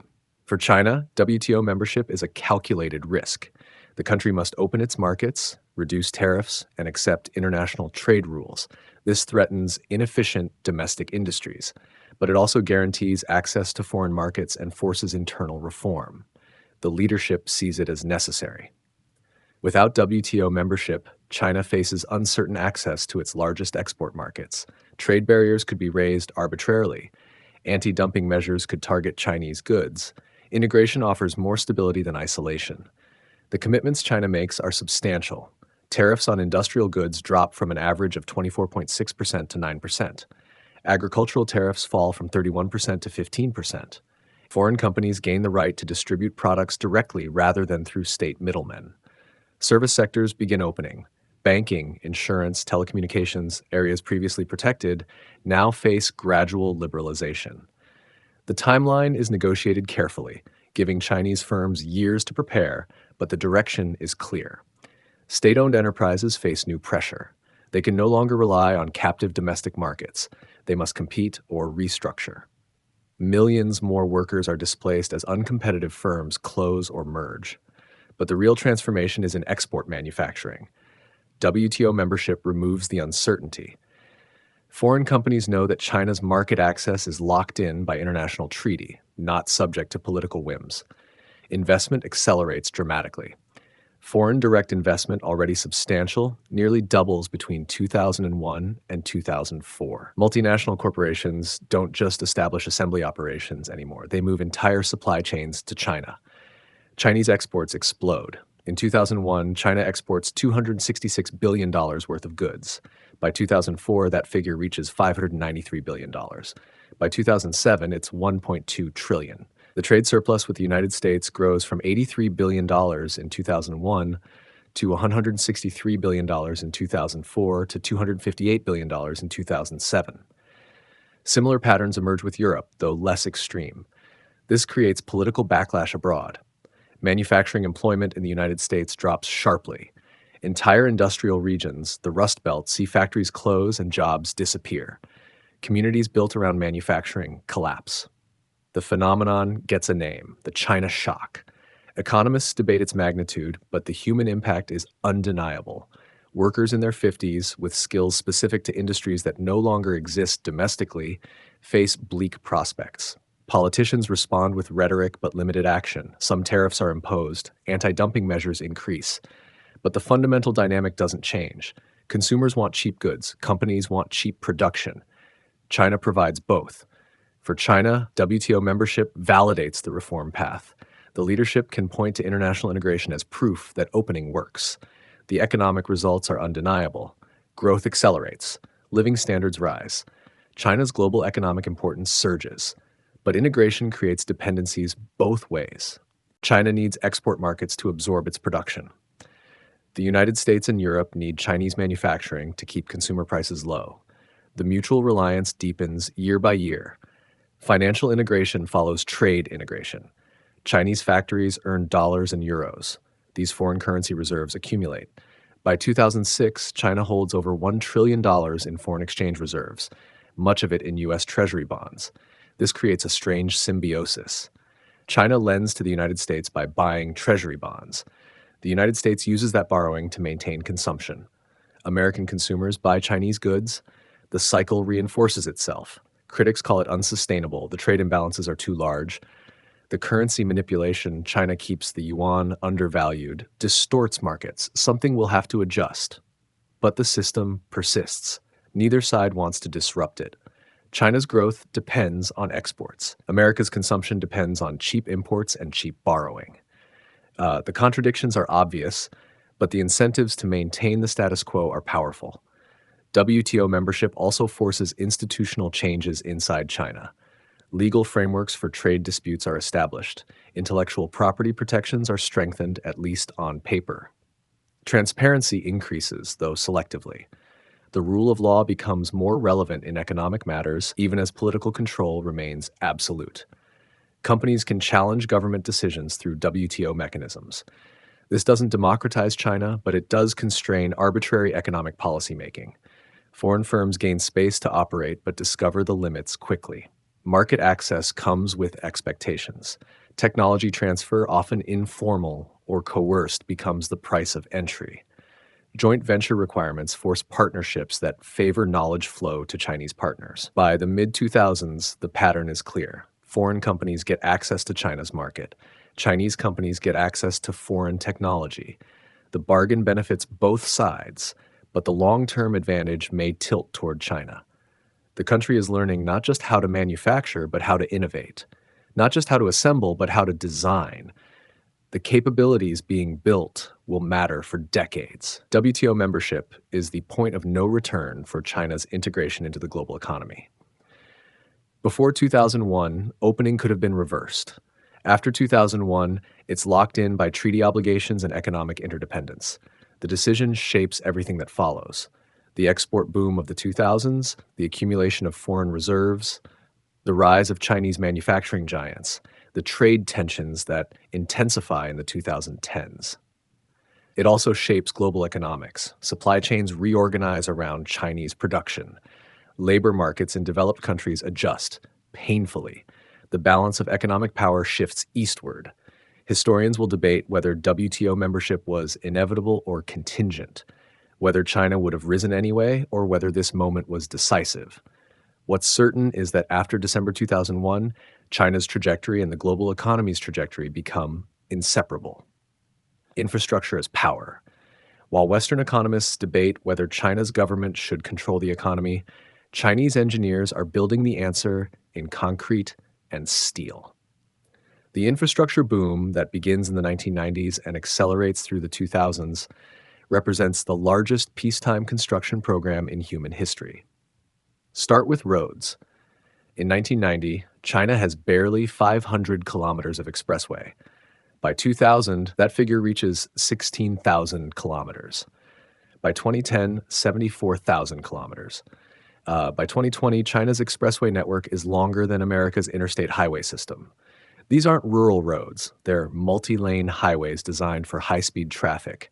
They connect every major city and most secondary ones. The economic impact is immediate. Transport costs drop, market integration deepens, regional specialization becomes viable. Rail follows a similar trajectory. China's rail network expands from 57,000 kilometers in 1990 to 146,000 kilometers by 2020. But the real transformation is high-speed rail. The first high-speed line opens in 2008, connecting Beijing and Tianjin. Within a decade, China operates more high-speed rail than the rest of the world combined. By 2020, the network covers 37,000 kilometers. Cities that were 8 hours apart by conventional train are now 2 hours apart. Business travel becomes viable across distances that previously required flights. The economic geography of China compresses. Ports expand to handle the export boom. Shanghai's container traffic grows from 5 million TEUs in 2000 to 43 million in 2019, making it the world's busiest port. Shenzhen, Ningbo, Guangzhou all rank among the global top 10. The infrastructure isn't just about movement. Power generation expands massively. China adds more electrical generating capacity in a decade than most countries have total. Coal plants, hydroelectric dams, and later wind and solar farms feed industrial demand and rising household consumption. The Three Gorges Dam, completed in 2006, is the world's largest power station by installed capacity.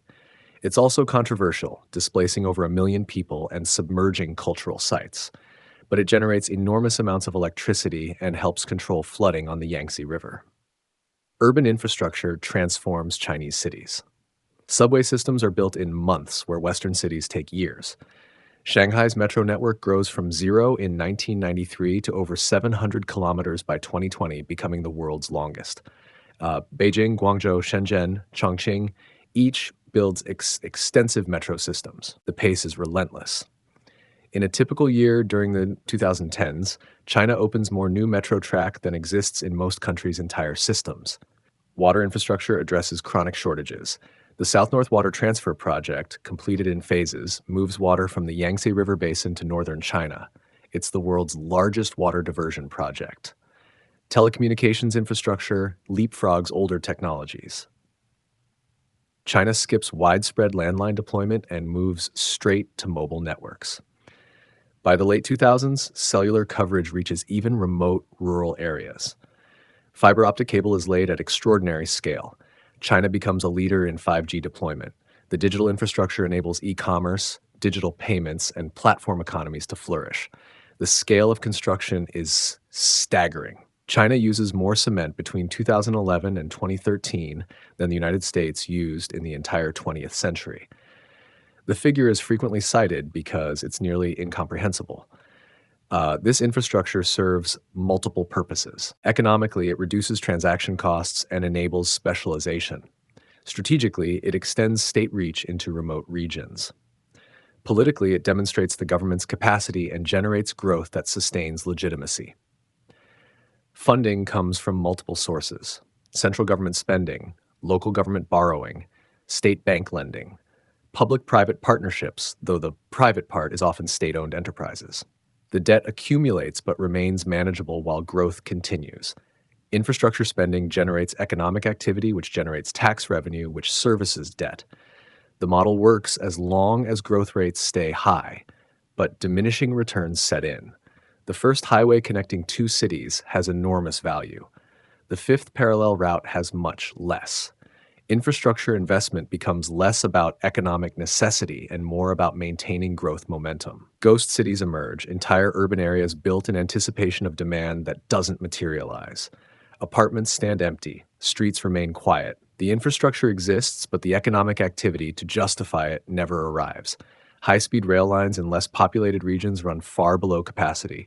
Some never recover operating costs, let alone construction expenses. But the political imperative to build, to show progress, to maintain employment in construction drives continued investment.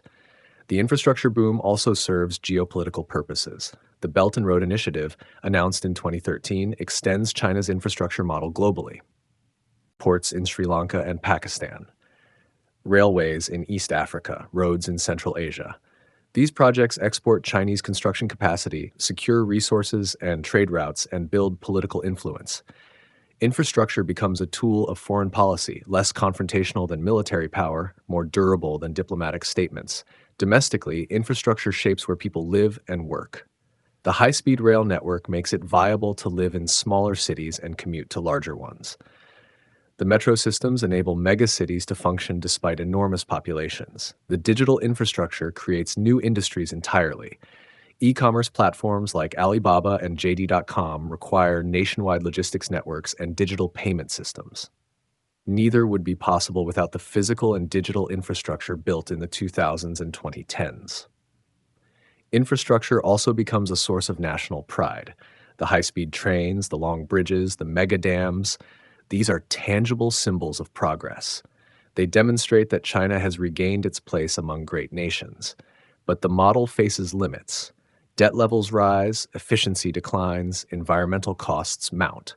The easy infrastructure connecting major cities, building in populated areas, is complete. What remains is more expensive and less economically justified. Yet the political logic of infrastructure spending remains powerful. Construction employs millions. It generates visible progress. It addresses real needs even if efficiency is questionable. So the building continues. Slower than the peak years, more selective, but still on a scale that dwarfs most other countries. Infrastructure has become part of how China governs, how it grows, how it projects power. The roads and rails and ports aren't just infrastructure. They're the physical manifestation of a development model that prioritizes state capacity, long-term planning, and the subordination of efficiency to broader goals. Whether that model can adapt as China matures economically remains uncertain. What's clear is that the infrastructure built in these decades will shape China's economy and society for generations. The rise of the national champions. While Western companies expand globally through market competition, China builds its corporate giants through a different mechanism: state strategy. The concept is straightforward. Identify strategic sectors. Choose specific companies to lead those sectors. Provide them with resources, protection, and policy support. Let them grow into global competitors. These become the national champions, companies like Sinopec China Mobile, Bank of China, ICBC. They're nominally commercial entities, but operate with state backing that private firms can't match. The advantage starts with access to capital. State-owned banks lend to national champions at favorable rates. If projects fail, losses can be absorbed. Risk is socialized while profits are retained. Protected domestic markets provide stable revenue. Telecommunications, energy, banking, these sectors remain dominated by state enterprises. Foreign competition is limited. Domestic private competition is carefully managed. Scale accumulates quickly. When your home market is 1.3 billion people and you have preferential access, reaching enormous size is almost inevitable. By the 2000s, Chinese state enterprises begin appearing on Fortune 500 lists. But the model isn't just about size. It's about capability building. National champions are expected to master technologies, develop expertise, and eventually compete globally. The energy sector provides a clear example. Companies like Sinopec and PetroChina dominate domestically. They're then encouraged to acquire assets abroad.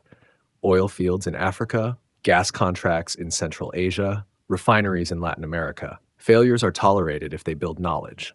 CNOC's failed bid for Unocal in 2005, blocked by U.S. political opposition, is seen as a learning experience, not a disaster. The company continues pursuing international acquisitions. Telecommunications follows similar patterns. China Mobile, China Telecom, and China Unicom carve up the domestic market. They build the world's largest mobile networks. The infrastructure investment is staggering but justified by strategic importance. Equipment manufacturers like Huawei and ZTE benefit from this protected domestic market. They supply the networks, gaining scale and experience that enable global expansion. By the 2010s, Huawei becomes a global leader in telecommunications equipment. Banking giants emerge through consolidation. Smaller state banks merge into massive entities. ICBC becomes the world's largest bank by assets.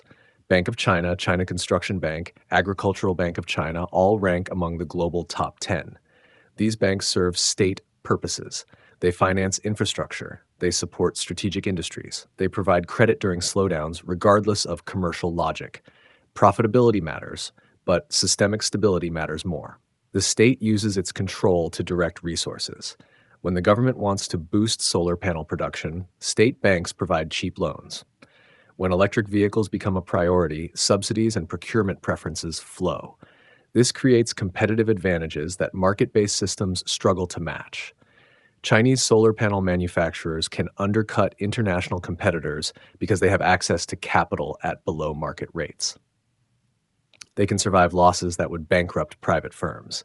Complaints about unfair competition follow predictably. Foreign companies argue they can't compete against state-backed rivals. Trade disputes emerge. Anti-dumping cases multiply. But the model persists because it serves multiple objectives: economic development, technological advancement, national security, employment. The national champions are tools for achieving policy goals, not just profit-seeking entities. Innovation becomes a focus in the 2000s. National champions are expected to move beyond copying and imitating. They should develop indigenous capabilities. Research and development spending increases. Some succeed. Huawei becomes a genuine innovator in telecommunications. BYD advances battery technology for electric vehicles. Alibaba and Tencent, though not traditional state enterprises, develop platforms that rival Western tech giants. Others remain dependent on foreign technology despite massive investment. The semiconductor industry, despite decades of support, still relies heavily on imported equipment and designs. Some technological gaps prove harder to close. The state refines its approach. Instead of protecting champions indefinitely, it introduces controlled competition. Multiple state enterprises compete within sectors. Private firms are allowed limited entry. The goal is to maintain state control while creating incentives for efficiency. This hybrid system produces mixed results. The national champions grow enormous, but not always innovative. They're globally competitive in scale, but not always in efficiency. They dominate markets, but sometimes through political advantages rather than superior products. Debt levels become concerning.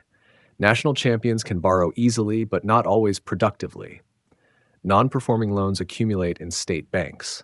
The problem is masked while growth continues, but represents a future liability. Overseas expansion accelerates in the 2010s. National champions acquire foreign companies, often paying premiums. Sometimes they're seeking technology, sometimes resources, sometimes just global presence. These acquisitions face increasing resistance. Huawei's attempts to enter sensitive markets in the US, Australia, and Europe encounter national security objections. Chinese acquisitions in strategic sectors are blocked. The national champions model demonstrates the Chinese state's capacity for industrial policy. It shows that government-directed development can create globally significant companies, but it also reveals limitations. The champions excel at scaling existing technologies and competing on price. They're less successful at frontier innovation. They dominate mature industries, but struggle in emerging ones where state control is less effective. By the 2020s, the model faces pressure to evolve. Technological competition intensifies. Financial sustainability becomes more important. The easy gains from protected markets and cheap capital are exhausted. Whether national champions can transition to genuine innovation-driven competitiveness remains uncertain. What's clear is that for 2 decades, the model succeeded in creating powerful companies that extended China's global economic reach. The national champions aren't just corporations. They're instruments of state power, mechanisms for accumulating capabilities, and symbols of China's economic rise.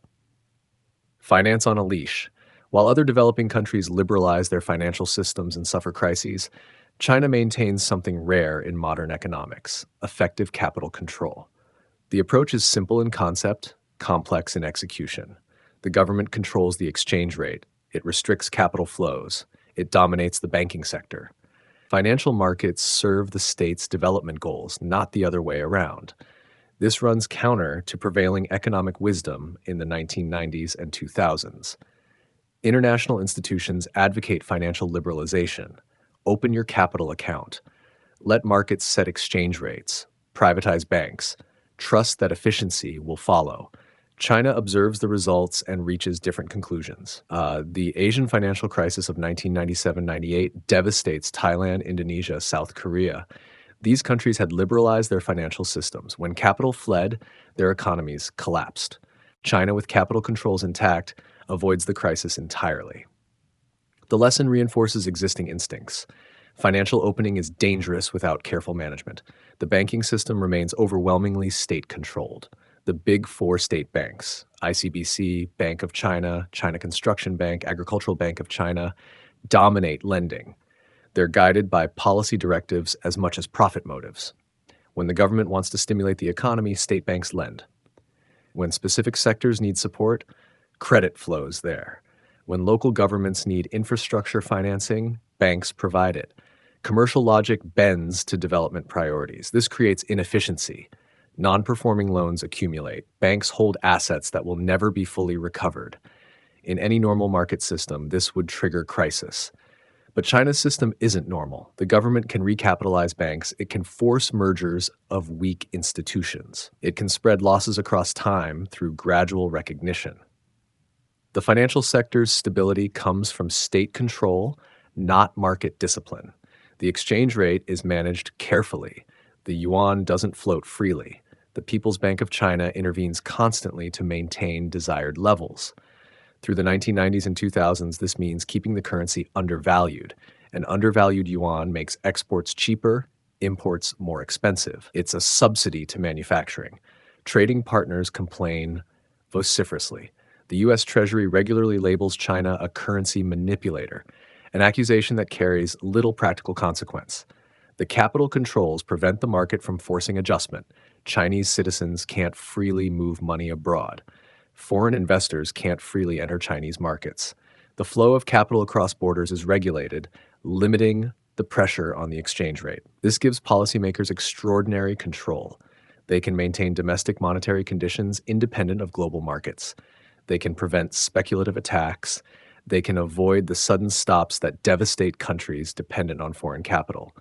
But the system creates distortions. Domestic interest rates are set by policy, not market forces. This means savers earn returns below what market conditions would suggest. It's a transfer from households to borrowers, primarily state enterprises and local governments. Shadow banking emerges as a response to these distortions. Wealth management products, trust companies, peer-to-peer lending, a parallel financial system develops to circumvent regulations and offer higher returns. The government tolerates shadow banking to a point. It provides pressure relief, allowing some market-based allocation of capital. But when shadow banking threatens stability, crackdowns follow. The boundary is enforced but shifts. Stock markets exist but serve limited purposes. They're not primary mechanisms for corporate financing or household wealth building. They're volatile, driven by speculation and policy signals rather than fundamentals. The government intervenes directly when markets fall too far or rise too fast. Trading can be suspended. Major shareholders can be prevented from selling. This prevents panic, but also prevents markets from functioning as true price discovery mechanisms. Foreign exchange reserves accumulate massively. By 2006, China holds over $1 trillion. By 2014, nearly $4 trillion. These reserves are insurance against financial crisis. They're proof of strength. They're geopolitical leverage. But they also represent locked-up capital. The reserves are mostly invested in low-yielding foreign government bonds, safe but not productive. It's the price of maintaining control. The financial system's design reflects clear priorities: stability over efficiency, control over freedom, long-term development over short-term returns. The system channels domestic savings into investment, sustaining high growth rates. Critics argue this can't last. Financial repression has costs. Misallocated capital creates distortions. Eventually, market forces will demand liberalization. But decades pass and the system persists, adjusted, reformed, but fundamentally unchanged. The state maintains its grip on finance even as other sectors liberalize. This becomes a defining characteristic of China's model. You can open product markets without opening financial markets. You can integrate with the global economy without surrendering monetary sovereignty. The strategy requires constant management. Pressure on the exchange rate must be countered. Capital flight must be prevented. Banking sector problems must be addressed before they metastasize. But the alternative, full financial liberalization, is seen as riskier. The examples of countries that liberalized and suffered crises are too recent, too devastating. By the 2020s, the financial system faces new challenges. Debt levels are high, shadow banking has grown large, demographics threaten savings rates. International pressure for opening intensifies, yet the core architecture remains. Banks serve state purposes, capital flows are controlled, the exchange rate is managed. Finance stays on a leash, constrained but directed toward development goals. Whether this model can survive China's transition to a mature economy is debated. What's undeniable is that through decades of rapid growth, the financial system's design contributed to stability that many other developing countries couldn't achieve. The leash prevented financial crisis, but it also prevented full market development. The trade-off defined China's economic path. The 2008 shock and the response.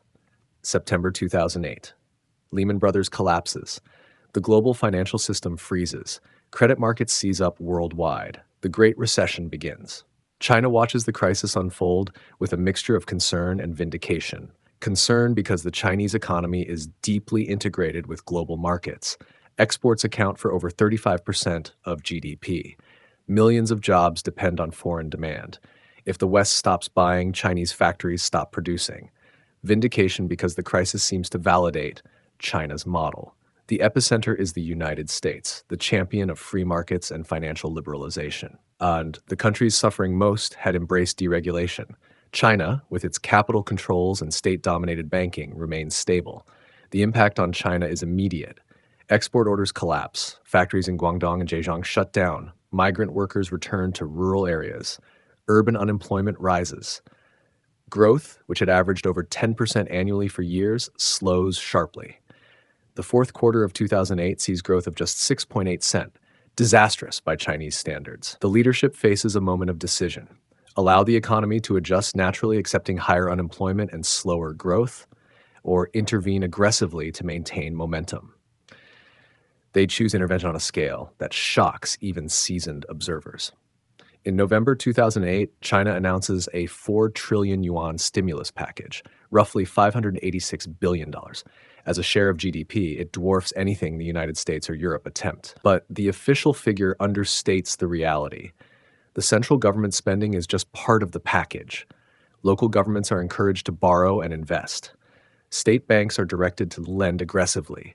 The actual fiscal impulse is perhaps double the announced figure. Infrastructure spending accelerates dramatically.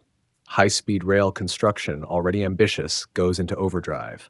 Highways, subways, airports, everything that can be built quickly receives funding. Real estate development surges. Local governments sell land to raise revenue. Developers borrow heavily to build apartments, shopping centers, office parks. The banking sector's role is crucial. State banks increased lending by 30% in 2009 alone. New loans total 9.6 trillion yuan, nearly double the previous year. Credit flows to state enterprises, local government financing vehicles, infrastructure projects. The stimulus works in the short term. GDP growth rebounds to 9.4% in 2009, then 10.6% in 2010. Employment stabilizes. The feared social instability never materializes. China exits the global recession faster and stronger than any major economy.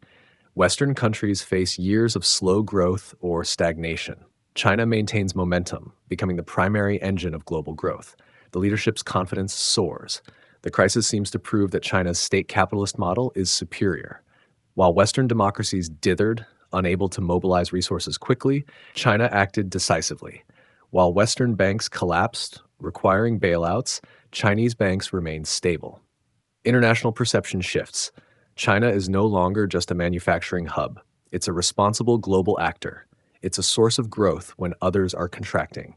Its continued demand for commodities helps resource exporting countries weather the crisis. The stimulus also accelerates China's move up the value chain. Investment pours into research and development. Strategic emerging industries, solar, electric vehicles, biotechnology, receive massive support.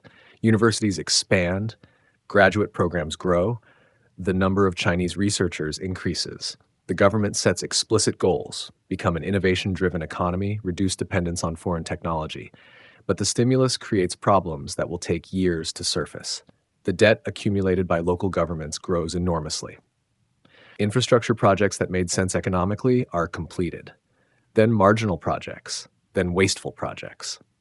Overcapacity emerges in multiple sectors. Steel production capacity far exceeds demand. Cement plants operate below capacity. Solar panel manufacturers produce more than global markets can absorb. Real estate bubbles form in multiple cities. Prices rise far beyond what incomes can sustain. Developers build in anticipation of demand that never arrives. Ghost cities multiply, entire urban districts with minimal occupancy. The banking sector's health deteriorates. Loans made in 2009 to 2010 often went to projects that can't generate sufficient returns. Local government financing vehicles accumulate debt they can't service. Shadow banking grows to circumvent lending restrictions. But these problems aren't immediately visible. Growth continues. Employment remains stable. The political system delivers on its core promise: rising living standards. The 2008 response becomes a template. When growth slows, stimulate. When unemployment threatens, invest in infrastructure. When crisis looms, mobilize state resources. This creates a dependence on credit-fueled investment that proves difficult to break. Each slowdown is met with another stimulus, albeit smaller. Each stimulus adds to debt burdens and creates new distortions. By 2012-2013, some leaders recognize the model's limitations. Reforms are proposed to rebalance the economy toward consumption, reduce debt, improve efficiency. The intentions are serious, but implementation is difficult. Vested interests resist. Local officials depend on land sales and investment for revenue and career advancement. State enterprises benefit from cheap credit. Changing the model threatens too many stakeholders. The global financial crisis becomes a turning point for China's self-perception. Before 2008, Chinese policymakers studied Western economies as models. After 2008, confidence grows that China's path is not just viable, but potentially superior. This shift has profound consequences. It affects domestic policy, justifying continued state control. It affects foreign policy, emboldening China to assert itself regionally and globally. It affects the relationship with the West, from student to competitor. The stimulus of 2008-2010 keeps China's economy growing through the global recession, but it also locks in patterns of debt accumulation, overcapacity, and investment dependence that will define challenges for the next decade. Whether the short-term success was worth the long-term costs remains debated. What's certain is that China's response to the 2008 crisis demonstrated state capacity on an extraordinary scale, for better and worse. Debt, shadow banking, and hidden cracks. The year is 2015. China's economy is still growing, still impressive, still the envy of much of the world. But beneath the surface, something is shifting. The stimulus of 2008 worked. It kept factories running, workers employed, cities expanding, but it came with a price tag that nobody wanted to talk about openly. Debt. Not the kind you see in government ledgers, not the kind tracked by international agencies with clean spreadsheets and quarterly reports. This was different, murkier, harder to measure. Local governments had borrowed heavily. They needed money for roads, bridges, subway systems. But Chinese law didn't allow them to issue bonds directly, so they created companies, thousands of them. Shell entities called local government financing vehicles.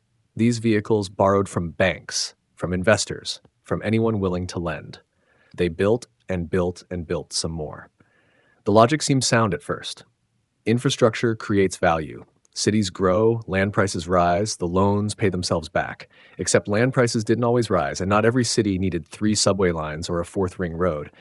By 2016, local government debt had ballooned past 16 trillion yuan. That's roughly $2.4 trillion. And that was just the official count. The real number was likely higher. Shadow banking emerged to fill the gaps. Traditional banks faced lending limits, regulations, reserve requirements. So money found other pathways, wealth management products, trust companies, peer-to-peer lending platforms. Money flowed through channels that regulators couldn't easily track. Chinese households loved these products. They offered higher returns than regular savings accounts. 7%, 8%, sometimes more.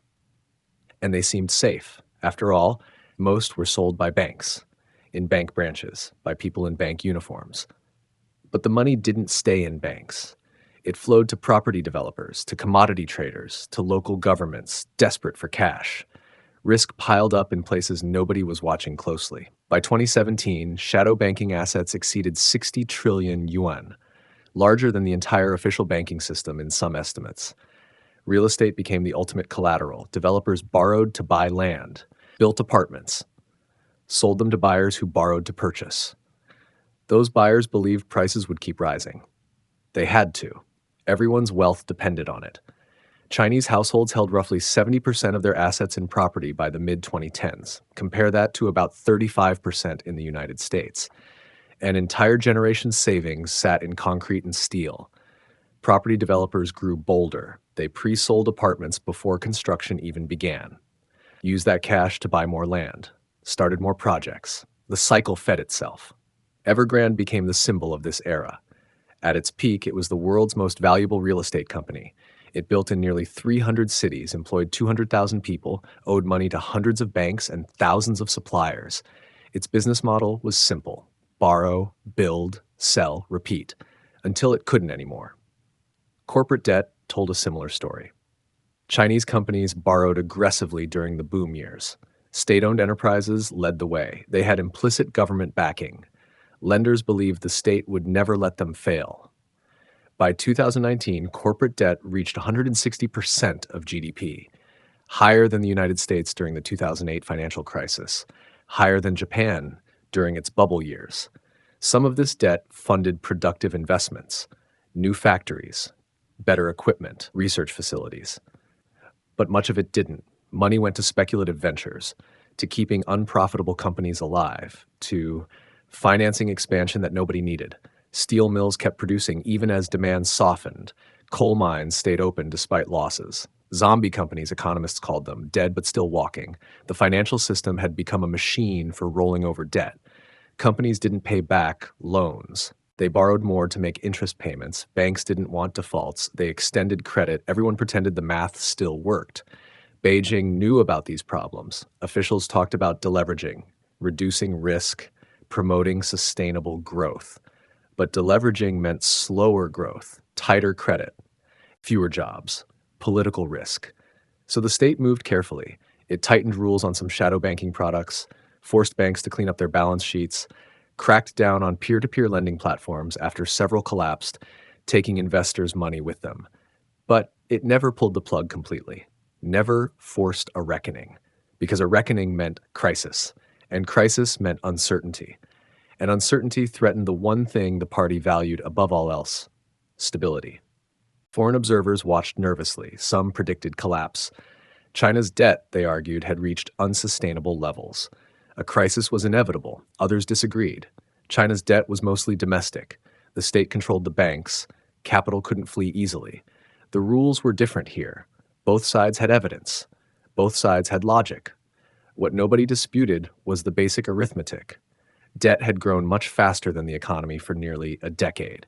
Every yuan of new credit generated less growth than the yuan before. In 2008, it took roughly 1.5 yuan of new credit to generate 1 yuan of GDP growth. By 2016, it took more than 5 yuan. The efficiency had collapsed. This meant two things. Either China would need to keep borrowing more and more just to maintain growth, or growth would slow, possibly sharply. Neither option was appealing. The shadow banking crackdown began in earnest around 2017. Regulators closed loopholes, banned certain products, forced transparency. Credit growth slowed, property sales dipped, economic growth edged lower. Markets got nervous, not panicked, not yet, but nervous. Beijing responded with stimulus, infrastructure spending, tax cuts, easier monetary policy. Growth stabilized for a while, but the underlying problem remained. The debt was still there, still growing, still draining resources from productive uses. By 2020, total debt across all sectors approached 280% of GDP, higher than the United States, higher than most European countries. China hadn't collapsed, but it hadn't solved the problem either. It had bought time. The question was what it would do with that time. Would it restructure, allow defaults, force painful adjustments, or would it keep extending credit, hoping that growth would eventually outrun the debt? The answer wasn't clear, even to those inside the system. What was clear was this: the old model had reached its limits. Investment driven growth had created vulnerabilities that couldn't be ignored forever. China had turned economic collapse into global dominance through relentless investment and strategic borrowing. But dominance built on debt has cracks, hidden ones, growing ones. The question wasn't whether those cracks existed. The question was whether they could be managed before they spread. Technology, data, and the new frontier. The factory floor is changing. Walk into a Chinese manufacturing plant in 2018 and you might not recognize it. Robots weld car frames with precision no human can match. Algorithms optimize supply chains in real time. Cameras scan products for defects faster than any inspector. This isn't science fiction. This is the new reality. China spent decades as the world's factory. Low costs, reliable labor, massive scale. But that advantage is fading. Wages have risen, workers demand more. Competitors in Vietnam and Bangladesh offer cheaper alternatives. So China is moving up, upgrading, transforming. Technology is the answer, not just using it, building it. Made in China 2025 became the blueprint. Launched in 2015, it laid out 10 priority sectors: robotics, aerospace, new energy vehicles, semiconductors, artificial intelligence.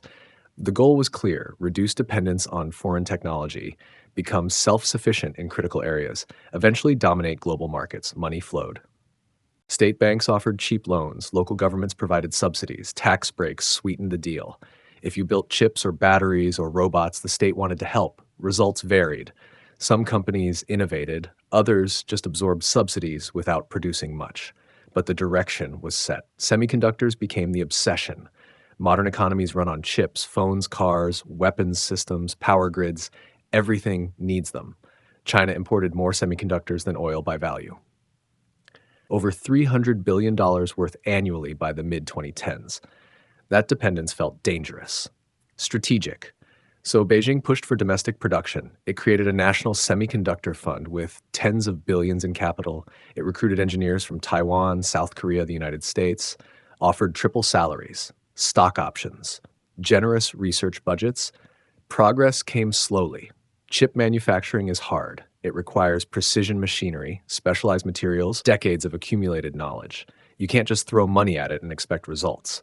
But China kept pushing. By 2020, domestic chip makers like SMIC had advanced to 14 nanometer production. Not cutting edge. Apple and Samsung were already at 7 nanometers, but closer than before. Artificial intelligence offered faster gains. Chinese researchers published more AI papers than American ones by 2017. Chinese companies filed more AI patents. The talent gap had narrowed. 3 factors helped. First, data. China's internet companies collected information on a scale that Western firms couldn't match. Over 900 million internet users by 2020, most on mobile, most willing to share data for convenience. Second, investment.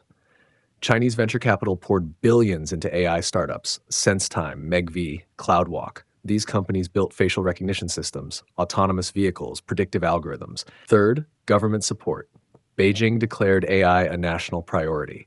Schools added AI programs, research institutes expanded. The state funded projects that might not attract private capital elsewhere. Applications multiplied. Facial recognition became ubiquitous. Cameras tracked people through subway stations, airports, streets. Police used the technology to identify suspects. Cities used it to catch traffic violations. Privacy concerns? Less urgent here. The state argued that safety justified surveillance. Many citizens seemed to agree, or at least accept. AI moved beyond security. Hospitals used algorithms to diagnose diseases.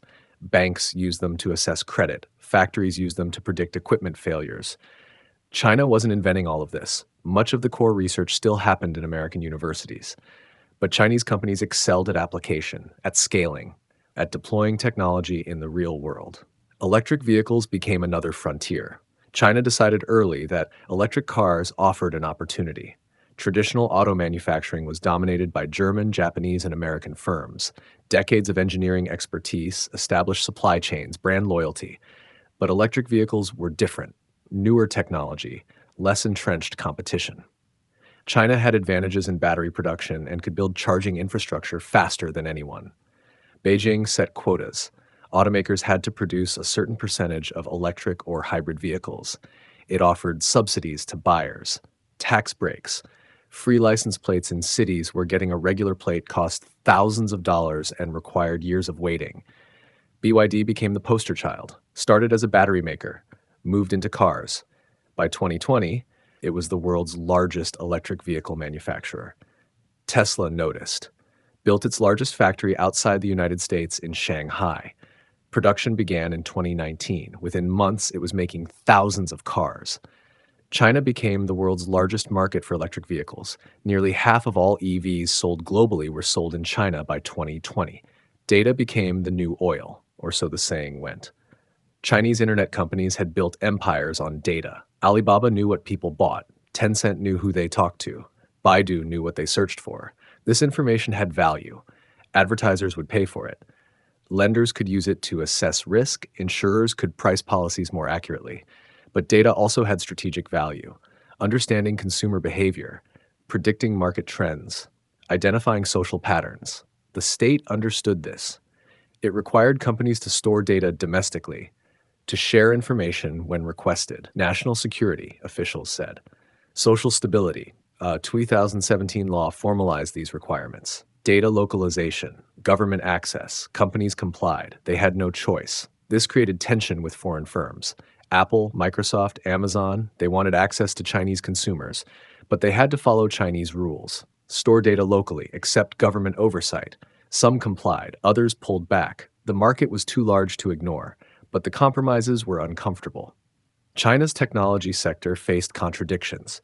It needed openness to innovate, access to global research, collaboration with foreign universities, talent from abroad, but it also wanted control, independence, security. These goals didn't always align. The state encouraged innovation but feared disorder. It wanted entrepreneurship but demanded loyalty. It pushed companies to compete globally while insisting they serve national interests first. By 2020, Chinese technology firms were genuinely competitive in several areas: telecommunications equipment, drone manufacturing, mobile payments, e-commerce platforms. Huawei became a test case. It built advanced 5G networking equipment, cheaper than European competitors, often more sophisticated. Countries across Asia, Africa, and Europe bought Huawei gear. The United States grew alarmed. It claimed Huawei posed security risks, that Chinese law required companies to cooperate with intelligence services, that installing Huawei equipment in critical infrastructure was dangerous. Washington pressured allies to ban Huawei. Some did, others hesitated. The gear was good, the prices were attractive, alternatives were limited. The technology competition had become geopolitical. China's rise in technology wasn't just about economics anymore. It was about power, influence, the ability to shape how the world communicates, transacts, and innovates. Beijing framed this as natural. China was a large country with significant capabilities. Why shouldn't it lead in technology? Washington saw threat, a rival challenging American dominance in the sector that mattered most. Both narratives had truth. Both missed complexity. China had achieved real technological progress. Its companies were innovative, its engineers were skilled, its investments were massive. But gaps remained. Cutting-edge semiconductors, advanced materials, fundamental research. The frontier had moved. China was no longer catching up in manufacturing, it was competing in innovation. Whether it could lead remained uncertain, but it was no longer following, from factory to financier. The train pulls into Nairobi. Chinese built, Chinese financed, Chinese operated, at least initially. This is the standard gauge railway. It connects Kenya's capital to the port city of Mombasa, cut travel time from 12 hours to 4, cost nearly $4 billion. Who paid? China, through loans. At interest rates Kenya will be repaying for decades. This pattern repeats across Africa and Asia, and Latin America and Eastern Europe. China has become the world's largest creditor to developing nations. larger than the World Bank, larger than the International Monetary Fund, larger than all Western bilateral lenders combined by some measures. How did this happen? China accumulated enormous foreign exchange reserves during its export boom. By 2014, these reserves peaked above $4 trillion, more than any country in history. That money needed to go somewhere. Holding it all in U.S. Treasury bonds offered safety but low returns. And it left China dependent on dollar-denominated assets. Beijing wanted options, influence, strategic depth, so it started lending to governments, to state-owned companies, to infrastructure projects that needed capital. The approach differed from Western lending. The World Bank and IMF attached conditions, economic reforms, governance improvements, transparency requirements. Chinese loans came with fewer strings, at least fewer political ones. Beijing didn't lecture about democracy or human rights. It focused on projects, on deliverables. This appealed to many governments, especially those tired of Western condescension, or those whose governance didn't meet Western standards. Chinese lending grew rapidly after 2008. The financial crisis had damaged Western banks. They pulled back from emerging markets. China stepped in. Between 2008 and 2019, China lent roughly $460 billion to developing countries, much of it for infrastructure, ports, railways, power plants, roads. The loans came primarily from two institutions, China Development Bank and Export-Import Bank of China. Both state-owned, both following government direction. Terms varied. Some loans carried commercial interest rates. Others offered concessional rates, closer to foreign aid. Repayment periods stretched from 10 to 30 years. Collateral often involved natural resources, oil in Venezuela and Angola, minerals in Zambia and the Democratic Republic of Congo. If countries couldn't repay in cash, China could take payment in commodities. This created dependencies. Countries needed Chinese money for development, but repaying those loans strained their budgets, and if they defaulted, China gained leverage. Sri Lanka became the cautionary tale. It borrowed heavily to build Hambantota Port, a deep-water facility on the island's southern coast, cost over $1 billion. But the port didn't generate expected revenue. Ships didn't come. Income fell short. Sri Lanka couldn't service the debt, so it negotiated. Leased the port to a Chinese company for 99 years, received over $1 billion to pay down the loan. Critics called it debt trap diplomacy. China lending strategically to gain control of assets when countries inevitably defaulted. Beijing rejected this framing. It argued that infrastructure was expensive everywhere, that countries needed capital for development, that Western institutions weren't providing enough. Both sides had points. Some Chinese loans did seem predatory in hindsight. High interest rates, unclear terms, projects that didn't make economic sense. But others were legitimate. Developing countries needed infrastructure. Western lenders had stepped back. China filled the gap. The scale was unprecedented. By 2020, over 60 countries owed Chinese creditors more than 10% of their GDP. Many more owed smaller but still significant amounts. China had become a central player in global development finance, not through international institutions it didn't control, but through bilateral deals, direct lending, project-by-project arrangements. This gave Beijing influence, access, relationships. When China needed votes at the United Nations, it could call in favors.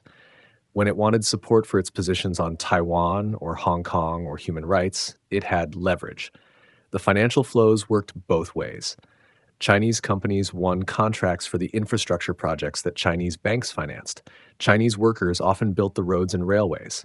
Chinese equipment filled the ports and power plants. Critics called this a closed loop. China lending money to buy Chinese goods and services, not real development assistance. Supporters argued it was practical. Chinese firms had experience. They delivered projects on time. They cost less than Western competitors. Evidence supported both views. Some Chinese-built projects worked well. Others faced problems. Corruption, poor quality, environmental damage. Zambia's copper mines illustrated the complexity. Chinese companies invested billions, created jobs, increased production, but working conditions were often poor. Safety standards lax, local communities complained about pollution and displacement. Chinese firms were learning, adapting. Some improved their practices, others didn't. The lending boom created risks for China too. Many of the loans might not be repaid. Countries facing economic crises couldn't service debt. Venezuela, Pakistan, several African nations. China faced choices: forgive the debt and take losses, restructure and extend repayment, or demand payment and face political backlash. It tried all three, case by case, no consistent policy. Debt forgiveness made headlines. China canceled or restructured billions in loans, often quietly, without the public announcements Western creditors made, but it also pushed hard for repayment in other cases. The calculus seemed strategic. Close allies got better terms, others faced pressure. By 2020, China held roughly 5% of all global debt. Its lending to developing countries exceeded $350 billion in outstanding obligations. This made China systemically important, a major creditor whose decisions affected global financial stability. But China didn't participate fully in international debt coordination. It wasn't part of the Paris Club, where traditional creditors negotiated restructuring. It operated outside established frameworks. This frustrated Western officials. When countries needed debt relief, China's cooperation was essential, but getting it was difficult, opaque, slow. The COVID pandemic forced the issue. Developing countries faced economic collapse, couldn't pay debts, needed relief. The G20 organized a debt suspension initiative, urged creditors to pause repayment. China participated, sort of. It suspended some payments, but not all, and not transparently. The experience highlighted a reality. China had become a financial superpower without fully integrating into the global financial architecture. It had its own rules, its own institutions, its own approach. This gave Beijing flexibility, independence, power, but it also created friction, uncertainty, risk. China had gone from borrower to lender in a generation, from recipient of foreign aid to provider, from factory to financier. The transformation was remarkable and consequential because money is power, and China now had a lot of it, deployed globally, strategically, on its own terms. The Belt and Road Gamble, Kazakhstan. A university auditorium, Xi Jinping stands at a podium. He's been China's leader for less than a year. He's about to announce the most ambitious infrastructure initiative in modern history. He calls it the Silk Road Economic Belt, a network of roads, railways, and pipelines connecting China to Europe through Central Asia. A week later, in Indonesia, he announces the Maritime Silk Road, sea routes linking China to Southeast Asia, the Middle East, and Africa. Together, these become the Belt and Road Initiative. BRI, the project that would define China's global ambitions for the next decade. The vision is sweeping. Invest in infrastructure across Asia, Africa, Europe, and Latin America. Build the ports, railways, and power grids that developing countries need. Connect markets, facilitate trade, and in the process, bind these countries closer to China. Economically, politically, strategically. By 2020, over 140 countries have signed agreements with China under BRI. That's roughly 2/3 of the world's population, nearly half of global GDP. The numbers are staggering. Estimates of total investment range from $1 trillion to $8 trillion, depending on what gets counted. Either way, it's the largest infrastructure program in history. Larger than the Marshall Plan in inflation-adjusted terms, larger than anything attempted by any single nation. Projects multiply. A railway through Laos, a port in Pakistan, a highway in Montenegro, an industrial park in Ethiopia, a gas pipeline in Turkmenistan. China isn't just building, it's reshaping global trade routes, creating new pathways for goods and resources, positioning itself at the center of the network.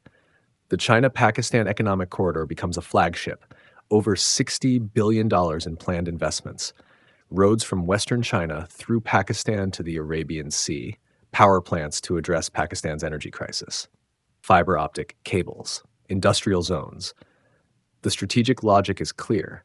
The corridor gives China an alternate route for energy imports. Currently, most oil destined for China passes through the Strait of Malacca, a narrow waterway that could be blocked in a conflict. The Pakistan route bypasses that vulnerability, shortens the distance, reduces risk. Similar strategic thinking shapes other BRI projects. The port in Piraeus, Greece. China gains a foothold in Europe. The railway through Laos. China connects to Southeast Asia overland. The port in Djibouti. China establishes its first overseas military base. But BRI isn't just geopolitical chess, it's also economic necessity. China's domestic construction boom is slowing. Steel mills, cement factories, and construction companies face overcapacity. They need new markets, new projects. BRI provides an outlet. Chinese firms win most of the contracts. Chinese equipment gets used. Chinese workers get jobs. It's stimulus, export promotion, industrial policy, all wrapped in infrastructure development. The countries receiving investments have their own motivations. They need infrastructure. Their economies can't grow without better roads, reliable electricity, and modern ports. Western lenders aren't providing enough capital, or their conditions are too strict. China offers an alternative: fast approval, large sums, fewer political demands. Ethiopia illustrates the appeal. It borrowed billions for roads, railways, and industrial parks. Chinese construction companies arrived. Projects moved quickly. In a few years, Ethiopia's infrastructure improved dramatically. But problems emerge. Montenegro borrowed nearly $1 billion for a highway. The loan terms were harsh, high interest, short repayment period. The highway ended up costing more than planned. Now, debt payments consume a significant share of the government budget. Malaysia elected a new government in 2018. It immediately reviewed BRI projects, found costs inflated, contracts unfavorable. It canceled some projects, renegotiated others. Pakistan discovered that some corridor projects weren't delivering expected benefits. Power plants used expensive coal imports rather than domestic coal. Returns were lower than promised. Debt mounted. These cases revealed a pattern. Some BRI projects were poorly planned, economically questionable, financially risky. China had prioritized speed over due diligence, quantity over quality, political signaling over economic viability. Corruption was a factor. Some local officials inflated project costs, pocketed kickbacks. Chinese companies sometimes colluded. The money flowed, but value didn't always follow. Environmental concerns grew. BRI projects often involved coal power plants, mines, dams. Environmental standards were lax. Local communities suffered pollution, habitat destruction, displacement. International criticism mounted. Western governments accused China of debt trap diplomacy, of using BRI to expand geopolitical influence at poor countries' expense. Beijing pushed back. It argued that infrastructure was necessary for development, that critics offered no alternatives, that debt problems were exaggerated. The debate revealed different worldviews. Western observers saw BRI through the lens of liberal international order. They valued transparency, multilateral institutions, environmental and social safeguards. China operated differently. It valued speed. Results: bilateral relationships. It saw Western criticism as hypocrisy, rich countries lecturing poor ones while offering insufficient help. By 2019, China started adjusting. It scaled back coal plant financing, emphasized environmental sustainability, introduced debt sustainability assessments. Some of this was genuine recalibration, some was public relations. The COVID pandemic forced further rethinking. Many BRI countries faced economic crisis, couldn't repay debts, needed relief. New projects slowed. Chinese banks became more cautious. The massive lending of the previous decade wasn't sustainable. By 2021, BRI remained vast in scope. But its character had changed, less ambitious, more selective, more focused on strategic priorities rather than blanket coverage. Some projects succeeded: the railway in Kenya, the port in Piraeus, the power plants in Pakistan. They delivered infrastructure, created jobs, improved connectivity. Others failed or stalled or became financial burdens. BRI's ultimate success is unclear. It's too soon to judge. Infrastructure takes decades to pay off. Economic and political returns emerge slowly. What's clear is that BRI was a gamble, a bet that China could use its capital and construction capacity to reshape the global economic order in its favor. The bet involved enormous resources, significant risks, uncertain returns. It revealed both China's ambitions and its limitations, its willingness to invest globally, but also its inexperience as a global financier. BRI showed that China was no longer just a factory or a market. It was a force shaping the infrastructure of the developing world, building the roads, ports, and power grids that would define economic geography for generations. Whether this translated into lasting influence remained to be seen. Concrete and steel don't automatically create political loyalty. Debt doesn't guarantee alignment, but they create ties, dependencies, relationships. And in a multipolar world, relationships matter. China was building them. One port, one railway, one power plant at a time. Trade wars and strategic rivalry, March 2018, Washington. President Trump signs an order. Tariffs on steel and aluminum imports, 25% on steel, 10% on aluminum. The target is clear: China. A few weeks later, more tariffs, this time on Chinese goods worth $50 billion. Electronics, machinery, industrial equipment. China retaliates immediately. Tariffs on American soybeans, cars, and aircraft. The trade war has begun. For decades, the United States and China had managed their economic relationship. Tensions existed, disputes arose, but both sides found ways to compromise. That era is over. The tariffs reflect something deeper than trade imbalances. They reveal a fundamental shift in how Washington views China. For years, American policymakers believed that integrating China into the global economy would make it more like the West. Open trade would bring political reform. Economic development would create a middle class demanding democracy. That didn't happen. China grew wealthy, but it didn't liberalize. Its political system remained authoritarian. Its economic model stayed state-directed. By 2018, many in Washington had concluded that engagement failed. China had taken advantage. It stole intellectual property, forced technology transfers, subsidized state enterprises, manipulated its currency. The trade deficit symbolized the problem. In 2017, America imported $375 billion more from China than it exported, the largest bilateral trade imbalance in history. Trump campaigned on fixing this. His administration saw China not as a partner, but as a strategic competitor, maybe an adversary. The tariffs were one tool, but not the only one. The U.S. tightened restrictions on technology exports. Chinese companies couldn't buy American semiconductors for military applications. Chinese students faced scrutiny when studying sensitive subjects. Huawei became a primary target. In 2019, the U.S. placed Huawei on an entity list. American companies couldn't sell it components without government approval. The impact was severe. Huawei's smartphone business collapsed. Its 5G equipment sales slowed. The company lost access to critical technologies. Washington pressured allies to ban Huawei from their networks. Australia, the UK, and others complied, at least partially. The message was clear. America would use its technological dominance as a weapon. China tried to negotiate. Trade talks happened. Agreements were discussed, but trust had eroded. In January 2020, a Phase 1 deal was signed. China promised to buy more American goods, agricultural products, energy, manufactured items. In return, some tariffs were reduced. But the deal was modest. It didn't address structural issues. Subsidies, state-owned enterprises, forced technology transfer, and then COVID arrived. Trade negotiations stopped. Relations deteriorated further. By 2021, the Biden administration maintained most of Trump's tariffs. Bipartisan consensus had emerged.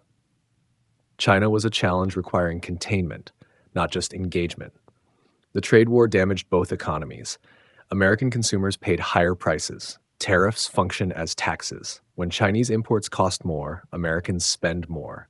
American farmers suffered. China stopped buying soybeans. Markets collapsed. The U.S. government had to provide subsidies to offset losses. Chinese exporters faced reduced demand. Some factories closed. Workers lost jobs. The government provided support, but not everyone was helped. Global supply chains were disrupted. Companies that relied on Chinese components scrambled. Some relocated production to Vietnam, Mexico, or other countries. But moving factories takes time and money. The economic pain was real. But both sides absorbed it. The trade war wasn't really about trade. It was about power. Strategy. The future. China's leadership saw the trade war as an attempt to contain its rise, to keep China subordinate, to prevent it from achieving what it called national rejuvenation. Beijing doubled down on self-reliance. It accelerated efforts to develop domestic technology, semiconductors, operating systems, advanced materials. The concept was dual circulation. China would rely more on its domestic market, less on exports, less on foreign technology. This didn't mean autarky. China still traded, still welcomed foreign investment in many sectors, but it wanted alternatives. Strategic depth, the rivalry extended beyond trade. Technology competition intensified. Both countries invested heavily in AI, quantum computing, and biotechnology. Both saw these as decisive for future power. Military tension grew. China expanded its navy, built artificial islands in the South China Sea, increased pressure on Taiwan. The U.S. strengthened alliances, AUKUS with Australia and the UK, Quad with Japan, India, and Australia, increased military presence in the region. Ideological conflict sharpened. The US criticized China's treatment of Uyghurs in Xinjiang, its crackdown in Hong Kong, its authoritarian governance. China accused America of hypocrisy, of interference, of trying to impose its values on others. Neither side was backing down. The trade war revealed something significant. Export-led growth had limits. When your main customer becomes a rival, dependence becomes a vulnerability. China had to adjust. Its economy couldn't rely indefinitely on American consumers. It needed domestic demand, innovation, new markets. This was hard. Chinese households saved rather than spent. Consumption as a share of GDP remained low. Changing that required structural reforms, social safety nets, wage growth, less reliance on property investment. These reforms moved slowly. Vested interests resisted. Local governments depended on land sales. Banks depended on property lending. Changing the model meant disrupting powerful constituencies. The trade war accelerated something else. Decoupling, not complete separation. That was impossible. The economies were too intertwined. But selective disengagement in strategic sectors. American companies reduced reliance on Chinese suppliers for critical components. Chinese companies stopped using American software where alternatives existed. This wasn't efficient. Decoupling raised costs, reduced innovation through collaboration, made everyone worse off economically. But efficiency wasn't the priority anymore. Security was. Both governments concluded that interdependence created risks. If conflict came, neither wanted to depend on the other for essential goods or technologies. So they built redundancies, developed alternatives, accepted higher costs in exchange for strategic autonomy. By 2022, the trade war had settled into a new normal. Some tariffs remained. Others were quietly reduced. Trade continued. But the relationship had changed fundamentally. China was no longer seen as just an economic partner. It was a rival across technology, military power, and global influence. The era of cooperative engagement was over. The era of strategic competition had begun. China's rise had created resistance. Dominance, even economic dominance, invites pushback. Other powers don't accept a new hierarchy easily. China had to navigate a world that was increasingly wary, suspicious, organized against its continued ascent. Whether it could was the question defining the next decade. Centralization returns. Xi Jinping becomes General Secretary of the Communist Party.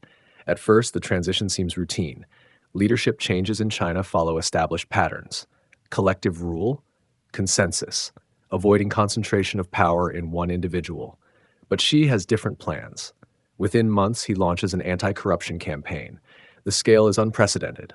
Tens of thousands of officials investigated, hundreds arrested. Some are minor bureaucrats, others are high-ranking party members.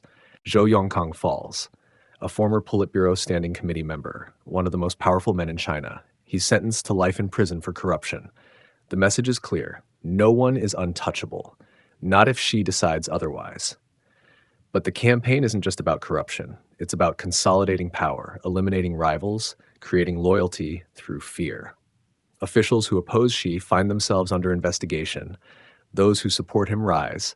The party is being reshaped, centralized, disciplined. By 2018, Xi has accumulated titles. General Secretary, President, Chairman of the Central Military Commission. He chairs multiple new bodies, the National Security Commission, the Central Leading Group for Comprehensively Deepening Reforms. Power flows through him. Decisions require his approval. Rivals have been sidelined or removed. Then comes the constitutional change. Term limits for the presidency are abolished. Deng Xiaoping had established these limits to prevent another Mao, to ensure collective leadership. Peaceful transitions. Xi undoes this. The National People's Congress approves the change with barely any dissent. He can now remain president indefinitely, and he does. 2023 comes. He's appointed for a third term, then 2028, a fourth. This represents a fundamental shift. For decades, China's system had evolved toward institutionalization, rules, procedures, predictable succession. Under Xi, personalization returns, power concentrates, institutions matter less, the leader matters more. Why? Xi and his allies argue that China faces challenges requiring strong leadership, economic transition, technological competition, geopolitical pressure. Decentralized decision-making is too slow, too cautious. China needs direction, discipline, unity. Critics see something else: autocracy, the erosion of collective rule. A return to the dangers of one-man dominance. Both perspectives capture part of the reality. The anti-corruption campaign, while politically motivated, did address real problems. Corruption had become endemic. Officials at all levels abused power, enriched themselves, undermined state effectiveness. Xi's crackdown changed behavior. Officials became more careful. Extravagant spending decreased. Bribery became riskier. But fear also stifled initiative. Officials avoided making decisions. If a project failed, they could be investigated. Safer to do nothing. Wait for instructions. This created paralysis in some areas. Local governments hesitated to experiment. Innovation slowed. The dynamism that drove earlier reforms weakened. Economic policy centralized too. Xi's administration took direct control of strategic sectors. Technology, finance, real estate. Private entrepreneurs felt pressure. Jack Ma, founder of Alibaba, criticized regulators in a speech in 2020. Within months, his companies faced investigations. Ant Group's planned IPO was canceled. Alibaba was fined billions. Other tech companies saw the message. Stay quiet, comply, don't challenge the state. Regulations tightened. Data security laws gave the government access to company information. Antitrust enforcement targeted successful platforms. Education tech companies were devastated by new rules. The stated goal was equality, reducing wealth concentration, protecting consumers, ensuring that companies served national interests. But the effect was chilling. Investment in tech startups declined. Entrepreneurs grew cautious. Some left China. Others shifted to less politically sensitive sectors. Media and information came under stricter control. Internet censorship expanded. Surveillance intensified. Dissent became more dangerous. Universities received instructions on ideological education. Professors faced consequences for unapproved political views. Academic freedom narrowed. The party reasserted itself everywhere, in businesses, in schools, in civil society. Party committees inside companies gained influence. State presence became more visible. This wasn't a return to Mao-era totalitarianism. The economy remained largely market-driven. Private property existed. Individuals had considerable freedom in daily life, but boundaries were clearer. Transgressing them brought consequences. The state's reach had lengthened. Internationally, China became more assertive under Xi. Wolf warrior diplomacy replaced cautious engagement. Chinese diplomats confronted critics, defended the party, rejected interference. This reflected confidence. China was strong enough to push back. It didn't need to accept lectures from the West. But it also revealed insecurity. The aggressive tone suggested defensiveness, a need to prove strength, to demonstrate that China wouldn't be pushed around. Hong Kong became a turning point. In 2019, massive protests erupted. Millions took to the streets. They opposed a bill allowing extradition to mainland China. Yet Beijing watched nervously. The protests challenged its authority, raised questions about the one country, two systems framework. In 2020, China imposed a national security law on Hong Kong. It criminalized secession, subversion, and collusion with foreign forces. Broad terms, vague definitions. The law silenced dissent. Activists were arrested. Media outlets closed. Opposition politicians were disqualified. Hong Kong's autonomy effectively ended. The International Financial Center became just another Chinese city under party control. The move shocked observers. China had promised Hong Kong autonomy until 2047.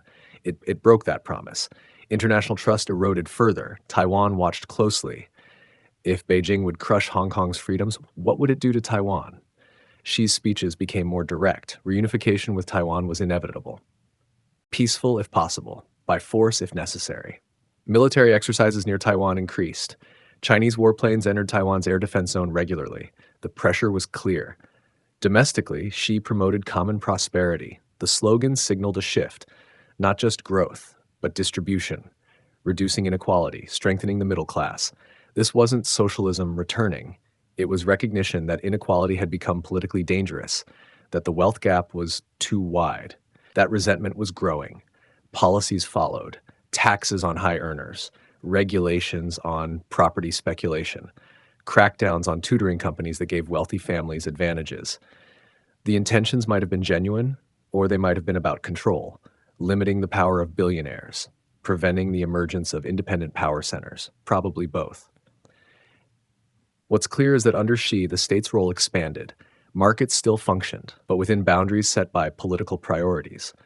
Growth as the ultimate goal had evolved. Now stability mattered equally, security, control. This represented a kind of centralization, not just of political power in Xi, but of state authority over society. The era of letting some get rich first was over. The era of ensuring everyone benefits had begun, at least rhetorically. Whether this made China stronger or more fragile was debated. Supporters argued that centralization enabled long-term planning, discipline, strategic coherence. Critics worried about rigidity, lack of feedback mechanisms, the dangers of concentrated power without checks. History suggested both outcomes were possible. Strong, centralized states could achieve extraordinary things. They could also make catastrophic mistakes. China had experienced both. Now it was betting on centralization again, not Mao's chaotic version. But Xi's disciplined one. The gamble was that control would bring stability. That stability would enable continued development. That development would secure legitimacy. Whether that bet pays off depends on what comes next: economic challenges, demographic decline, international pressure, and on Xi himself, his judgment, his priorities, his ability to adapt when conditions change. Centralization means there's no one else to blame, no system to diffuse responsibility. The leader owns the outcomes. That's power and risk, demography, labor, and the aging trap. The factory floor is quieter now. Visit a manufacturing plant in Guangdong in 2023, and you'll notice something different from a decade earlier. Fewer young workers, more automation. The energy has changed. China is getting old. Fast. In 2022, China's population declined for the first time in over 60 years. Deaths exceeded births, not by much, but the direction was set. By 2024, the trend continued. Births kept falling, the population kept shrinking. This wasn't supposed to happen yet. Demographers had predicted decline, but not until the 2030s. China's population started shrinking a decade early. The one-child policy looms large here, implemented in 1979, strictly enforced for decades. The goal was controlling population growth, easing pressure on resources. It worked too well. Fertility rates collapsed. By the 2010s, Chinese women were having an average of 1.3 children, well below the 2.1 needed to maintain population. The policy was relaxed in 2015. Couples could have 2 children, then in 2021, 3 children. The government encouraged births, offered incentives, but fertility didn't rebound. Young Chinese weren't having more children, even when allowed, even when encouraged. Why? Economics. Raising children is expensive. Education costs, housing costs, healthcare. Many young people couldn't afford more than 1 child or any at all. Culture, values had shifted. Women pursued careers, delayed marriage, prioritized personal goals over family size. Urbanization. In cities, large families were impractical. Apartments were small. Childcare was limited. Both parents worked. The result? China faces a demographic crisis. The working-age population is shrinking.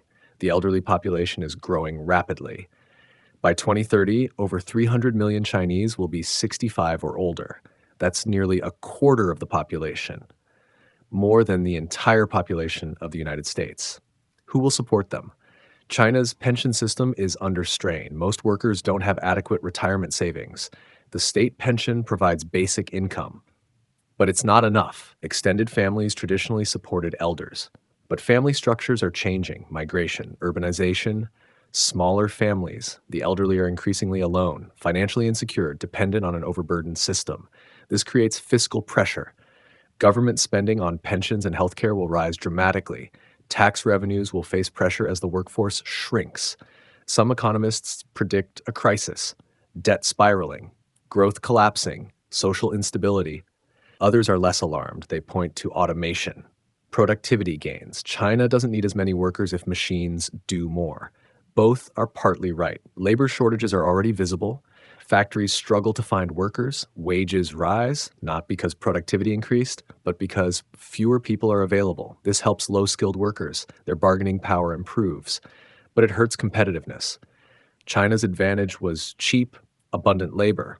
That's eroding.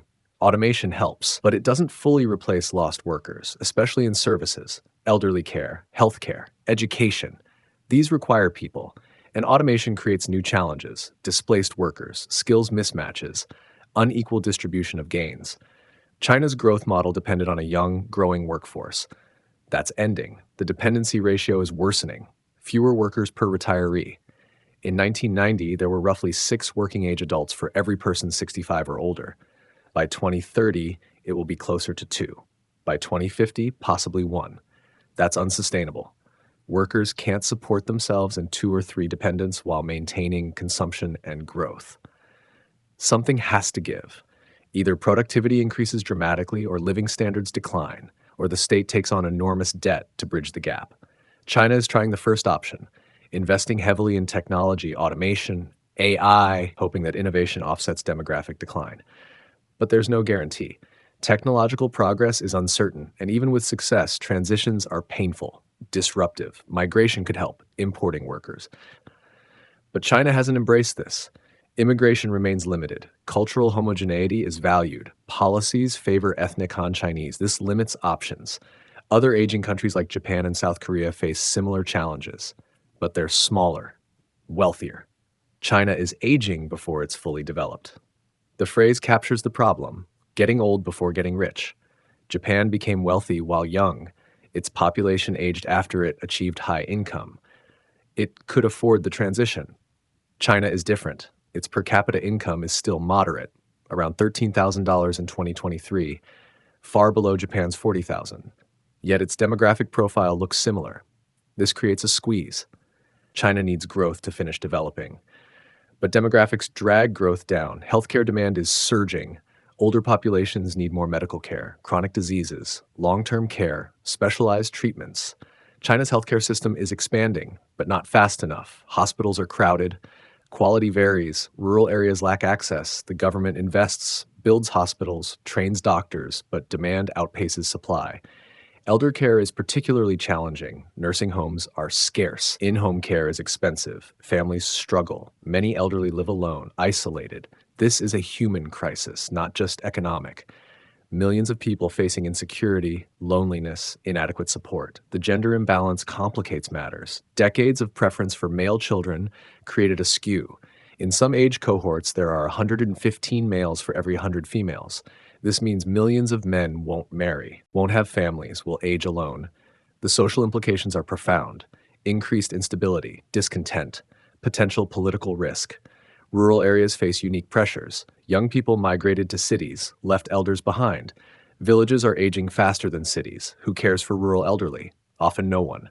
Resources are scarce. Services minimal. Urbanization continues, but cities are expensive. Not everyone can afford to move, and not every city wants elderly migrants. They want young workers, consumers, not dependents. China's demographic challenge isn't unique. South Korea's fertility rate is even lower. Japan's population is older. Europe faces similar trends, but China's scale makes it unprecedented. Over 1 billion people, the largest elderly population in history, and China's political system adds complexity. The party's legitimacy rests partly on delivering growth and prosperity. Demographic decline threatens that. If living standards stagnate, if pensions fail, if healthcare collapses, the social contract frays. This creates urgency. Beijing knows the clock is ticking. It needs solutions. Fast. But there are no easy answers. Raising fertility is hard. Migration is politically difficult. Technological fixes are uncertain. So China muddles through, incrementally adjusting policies, hoping the pieces come together. The old model relied on abundant labor. That's gone. The new model needs to rely on productivity, innovation, quality over quantity. Whether that transition succeeds determines China's future, not just economically, socially, politically. Demography isn't destiny, but it's constraint. It sets boundaries, limits possibilities. China is learning this the hard way. Domestic confidence, global anxiety. Inside China, the narrative is often positive. Turn on state television, open a newspaper, the message is consistent. China is strong, progressing, ascending. High-speed trains crisscross the country. Modern cities gleam. Technology advances. Poverty has been eliminated, officials claim. Many Chinese agree. They've lived through extraordinary change. Their parents were farmers, they're engineers, professionals, city dwellers. Their apartments are modern. Their children attend good schools. They travel abroad, buy cars, own smartphones. This is progress. Tangible, personal. Surveys often show satisfaction, not with everything. People complain about housing costs, pollution, bureaucracy, but broadly, there's confidence. The system works, life improves. The future looks better than the past. This isn't manufactured, it reflects real experience. China's transformation has been genuine, impressive. The party's legitimacy rests on this, not democratic consent, but performance. Deliver growth, stability, and improvement. Maintain support. So far, it's worked. Through crises, through challenges. The party has maintained control by maintaining results, but confidence isn't uniform. Urban middle class might feel optimistic, rural residents less so. Factory workers facing layoffs feel differently than tech entrepreneurs, and beneath the surface, anxieties exist. Property values, savings, elderly parents, children's futures. These don't usually translate into political dissent, but they shape attitudes, create caution, limit enthusiasm. Youth unemployment has spiked, over 20% by some measures. College graduates struggle to find jobs. This creates frustration, disillusionment. The government stopped publishing certain unemployment statistics. The numbers were too high, too embarrassing. Young people notice. They coin terms, lying flat, giving up on ambition, refusing to participate in the relentless competition. This isn't protest, but it's withdrawal, a quiet rejection of the system's demands. Internationally, the perception is different, often darker. Western media focuses on authoritarianism, surveillance, repression, Xinjiang, Hong Kong, Taiwan threats. The narrative is of an aggressive, oppressive state, threatening neighbors, challenging the global order, undermining human rights. This creates anxiety. In Washington, in Tokyo, in Canberra, in European capitals, China is seen as a threat, not just economically, militarily, ideologically. Polls in democratic countries show negative views of China rising. In the US, unfavorable opinions exceed 70% in some surveys. In Europe, similar trends. This reflects several factors: real concerns about Chinese behavior, media coverage emphasizing problems, government messaging framing China as a rival. But it also reflects fear of displacement, of a world where China sets rules, where Western influence declines.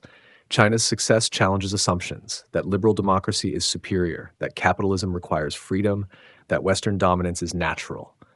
If China succeeds with a different model, what does that mean? This question generates anxiety, not just about geopolitics, about values, identity, the future shape of global order. Chinese officials notice this gap. Domestically, confidence; internationally, suspicion. They find it frustrating. China developed, lifted hundreds of millions from poverty, built infrastructure, advanced technology. Why isn't this celebrated? Why the hostility? From Beijing's perspective, the West is threatened by China's rise. Can't accept a non-Western power achieving parity. So it demonizes China, exaggerates problems, ignores achievements. This narrative has some truth. Western coverage of China often lacks nuance, focuses on negatives, misses complexity, but it also misses legitimate concerns. China's political system is authoritarian. It does suppress dissent. Surveillance is extensive. Xinjiang's policies are deeply troubling. These aren't fabrications. They're real, and they shape how others view China. The perception gap matters. It affects relations, investment decisions, diplomatic cooperation. If Chinese citizens believe their country is misunderstood and unfairly criticized, they support more nationalist policies. The government gains domestic backing for assertiveness.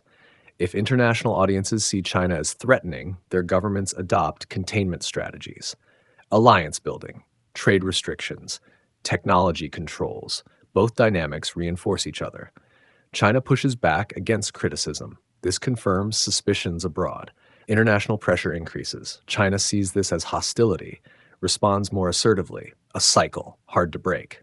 Within China, control over information shapes perceptions. Censorship limits what people see about international criticism. VPNs exist, but most don't use them regularly. So Chinese citizens often don't fully grasp how negatively China is viewed abroad, or they dismiss it as propaganda. This creates a disconnect. Domestic confidence doesn't reflect international reality. When tensions rise, it can feel sudden, unexpected. The government tries to manage this. It explains international pressure as unjust, as attempts to contain China's rise, as proof that China is succeeding. This message resonates. National pride is strong. Many Chinese believe their country deserves respect. That criticism is motivated by jealousy or bias, but it also creates rigidity. If all criticism is dismissed as hostility, legitimate concerns get ignored. Adjustments don't happen. Problems fester. China's diplomats struggle with this. They're expected to defend the party, to project confidence, but that often comes across as arrogant, inflexible.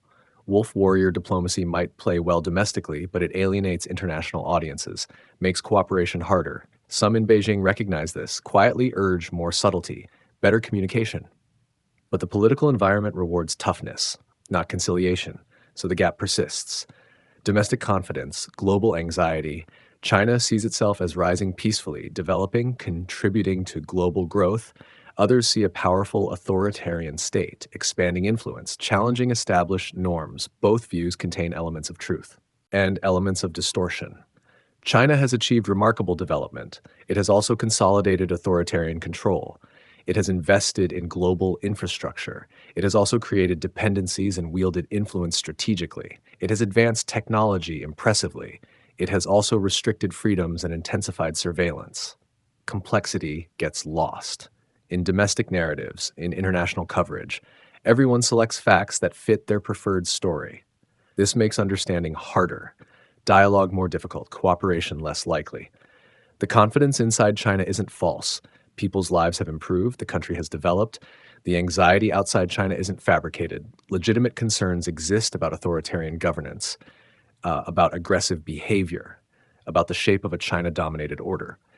Bridging this gap requires honesty on both sides, China acknowledging real problems, international actors recognizing real achievements. Neither is happening much, so the gap widens, and with it, the risk of misunderstanding, miscalculation, conflict. China's rise has been extraordinary, but how it's perceived matters almost as much as the reality, because perceptions shape policies, policies shape interactions, interactions shape outcomes. Right now, confidence and anxiety talk past each other, both convinced of their correctness, neither fully hearing the other. How this resolves will define the next chapter of China's trajectory, of global order, of the relationship between the world's largest economy and the rising second. Was collapse ever the alternative? Step back, zoom out, ask the question. Could China have failed? In 1978, that seemed likely. The economy was shattered, institutions were broken, society was traumatized. The future looked grim. 30 years of central planning had created poverty, not prosperity. Ideological campaigns had destroyed trust, initiative, expertise. Most observers expected stagnation, maybe small improvements, but nothing transformative. They were wrong, spectacularly wrong. So was collapse ever actually the alternative? Or was China's rise inevitable? This isn't abstract. The answer shapes how we understand what happened and what might happen next. If China's success was inevitable, driven by structural advantages that would have prevailed regardless of decisions, then leadership mattered less. Policies mattered less. If success was contingent, dependent on specific choices made at critical moments, then alternatives existed. Collapse was possible. The evidence suggests contingency, not inevitability. Start with advantages. China had them. A large population, cultural emphasis on education, historical memory of past greatness creating motivation. But large populations can be burdens.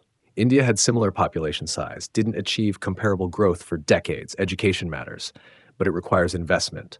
Functioning schools, teachers. China had to rebuild these from scratch. Historical memory cuts both ways.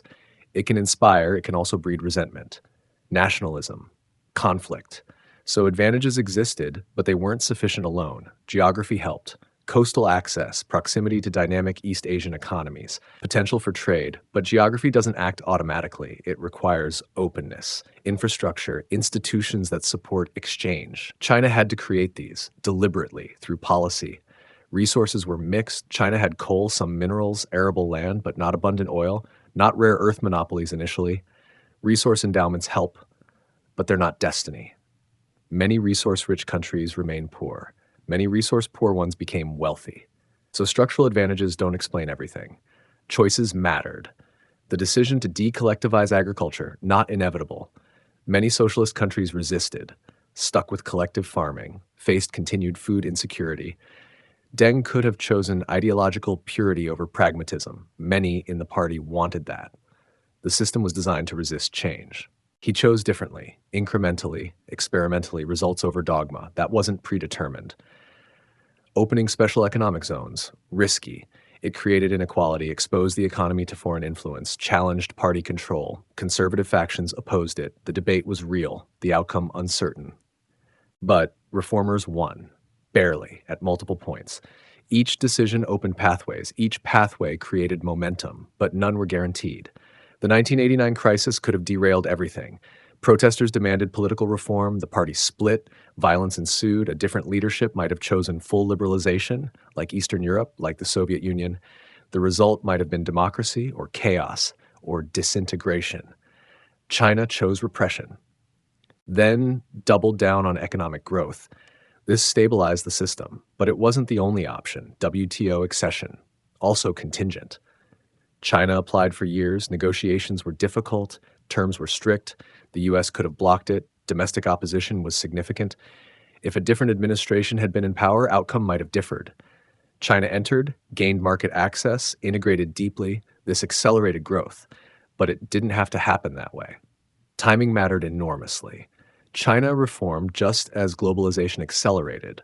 Supply chains became global. Manufacturing could be offshored. This created opportunity. China positioned itself as the destination, but the opportunity was time-limited. If China had delayed reforms by a decade, the window might have closed. Other countries might have captured the role. Luck intersected with preparation. China was ready when opportunity arrived, but readiness wasn't inevitable, and opportunity wasn't permanent. Internal factors mattered too.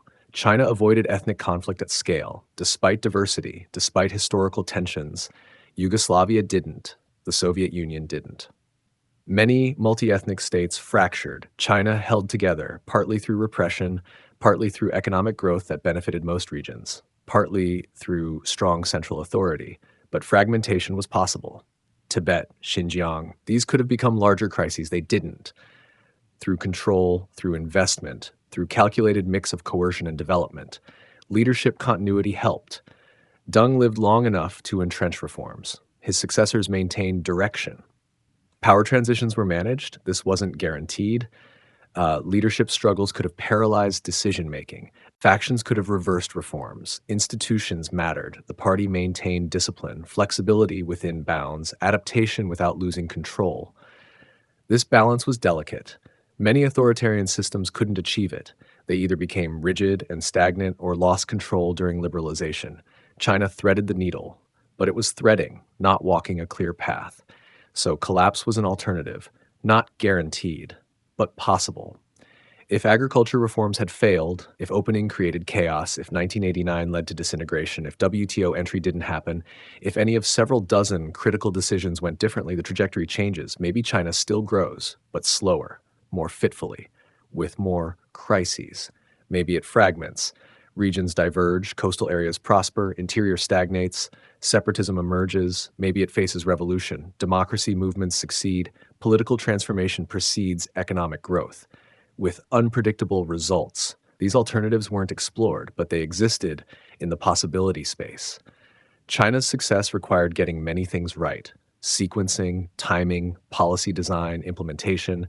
Getting them all right simultaneously is remarkable, not inevitable. So how do we understand what happened? China had some advantages, but so did other countries that didn't achieve comparable success. China made good decisions, but good decisions aren't automatic. They emerge from specific contexts, specific leadership, specific circumstances. China was lucky, timing, external conditions, absence of major wars or disasters during critical periods. All three factors combined. Advantages: decisions, luck. Remove any one. The outcome likely differs. This matters for the future. If China's rise was inevitable, driven by structural forces, then continued ascent is likely. If it was contingent, dependent on circumstances that might not repeat, then the future is more uncertain. The evidence suggests contingency, which means the next phase is open, not predetermined. China faces challenges: demography, debt, international resistance, technological competition. How it handles these will depend on decisions, policies, adaptability. Advantages remain: large economy, strong state capacity, technological progress, but advantages didn't guarantee success before. They won't now. China succeeded by adapting, by learning, by pragmatism over ideology. Whether it continues to adapt will determine whether dominance is maintained, or whether new challenges prove insurmountable. Collapse was an alternative in 1978. Success wasn't inevitable. Stagnation could be an alternative now. Dominance isn't guaranteed. History offers lessons, but no certainties. China turned collapse into dominance through contingent choices, not inevitability. The future will be written the same way, through choices, with uncertain outcomes. Dominance with limits. 45 years. That's how long it took. From economic ruin to global power, from isolation to centrality, from factory to financier. China's transformation stands among history's most dramatic, fastest, most consequential. In 1978, China's economy was smaller than Italy's. By 2023, it's the world's second largest, in some measures the largest. Over 800 million people lifted from poverty, cities built from scratch, infrastructure rivaling any developed nation. The speed is staggering, the scale unprecedented. But what exactly did China achieve, and what remains unresolved? Start with dominance. Real, undeniable, in manufacturing, in trade, in infrastructure. China produces more steel than the next 10 countries combined, more cement than the rest of the world. It builds more high-speed rail every year than exists in most countries total.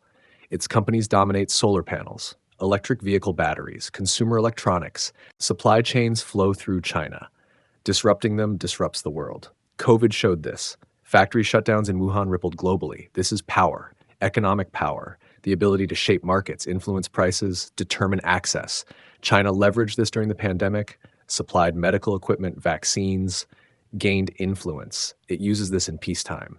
Belt and Road, development finance, strategic investments, but dominance has limits. Technological leadership remains partial. China advanced dramatically. In some areas, it leads. 5G, mobile payments, certain AI applications. In others, significant gaps remain. Advanced semiconductors, aerospace engines, pharmaceutical innovation. China imports critical technologies, depends on foreign suppliers. This creates vulnerability. Trade wars expose this. U.S. restrictions on chip exports hurt. Huawei collapsed in smartphones. SMIC faced constraints. Self-reliance is the goal, but achieving it is hard. Technology is cumulative, built on decades of research, supply chains, specialized expertise. China is catching up, investing massively, but gaps persist. Financial dominance is even more limited. The yuan is used internationally, but not widely. Most trade still settles in dollars, most reserves held in dollars. China's financial system is large, but mostly domestic. Capital controls limit integration. Trust in Chinese institutions is limited abroad. Beijing wants financial influence matching economic weight, created the Asian Infrastructure Investment Bank, promoted yuan internationalization. Progress has been slow, incremental. The dollar's dominance endures. Military power has grown. China's navy is the world's largest by ship count. Its missile forces are formidable. Its regional reach is strong, but global reach remains limited. China has one overseas military base. In Djibouti, the U.S. has hundreds. China hasn't fought a war since 1979. Its military is untested. Equipment is modern. Experience is lacking. Dominance in Asia is plausible. Global military dominance is not yet, possibly not ever. Soft power faces challenges. China invests in cultural diplomacy, Confucius Institutes, media outreach, pandas. But global appeal is limited. Chinese pop culture hasn't achieved wide influence. Mandarin isn't widely learned. Chinese universities attract foreign students, but fewer than Western institutions. Political model is watched. Some developing countries see it as viable alternative. Others remain skeptical. Beijing doesn't proselytize democracy, but it also doesn't inspire universal emulation. Its model is respected, not loved. Internal challenges complicate dominance, demography, debt, inequality, environmental degradation. These aren't solved, they're managed, sometimes poorly. Growth is slowing, not collapsing, but decelerating. From double digits to mid-single digits. This is partly natural. Mature economies grow slower, but it creates political pressure. Employment challenges, fiscal stress. The party's legitimacy depends partly on growth. Slower growth tests the model. Innovation matters more now. China can't just copy and scale anymore. It needs breakthroughs, original research. Can it achieve this under authoritarian control with limited academic freedom? With state direction of research priorities. History suggests innovation thrives in open societies with debate, dissent, risk-taking. China's system offers discipline, resources, direction, but also constraints. The jury is still out. Geopolitical environment has hardened. China's rise created resistance. Alliances formed to balance it. Economic decoupling began. This limits options, makes expansion harder, increases costs of assertiveness. China faces choices: moderate behavior to ease tensions, or double down on strength. So far, mostly the latter, but the results are mixed. Taiwan remains unresolved, the biggest question mark. China claims sovereignty. Taiwan functions independently. Reunification is an ideological imperative for Beijing, but attempting it by force risks war. Economic damage, international isolation. Not attempting it indefinitely frustrates nationalism, undermines party credibility. There's no easy solution, just risk, uncertainty, potential for catastrophe. So, what did China achieve? Economic modernization, absolutely. Standards of living transformed, infrastructure built, technology advanced, global influence, yes. On trade, infrastructure, select technologies, development finance, strategic autonomy, partially, less dependent than before, but not fully independent. Vulnerabilities remain. Comprehensive dominance? No. Power is multidimensional. China is strong in some areas, middling in others, weak in a few. What remains unresolved? Sustainability of growth model, debt levels, demographic decline, environmental limits, political legitimacy based on performance. What if performance falters? International acceptance. China is powerful, but not trusted, not admired widely. This limits influence. Technological independence, still dependent on imports. Will this change?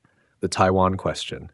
Unification, war, or permanent separation, all risky. China avoided collapse, that's remarkable. Built dominance in key areas, also impressive, but dominance is incomplete.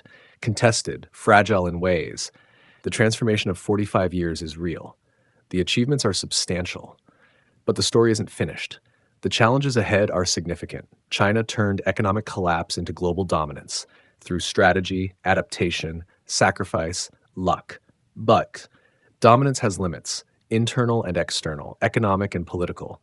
Whether China consolidates dominance, whether it continues rising, whether it plateaus, whether new challenges undermine progress. These questions are open. The answers will define the next 45 years, and they'll shape not just China, but the world. Because China's rise changed everything: economics, geopolitics, technology, development models. The world adjusted to China's ascent, benefited from it, feared it, resisted it. Whatever comes next will echo globally. China's story is remarkable, but it's ongoing, incomplete, uncertain. Collapse was possible, dominance was achieved, but limits constrain. That's the reality. Impressive, powerful, but bounded. History will judge whether the rise continues or whether China reached its peak. Right now, in 2025, the answer isn't clear. China is dominant in ways, limited in others, still rising in some dimensions, facing constraints in others. That's the complex truth. Neither pure success nor failure, but something messier, more nuanced, more human. China avoided collapse, built dominance with limits. That's the story, for now.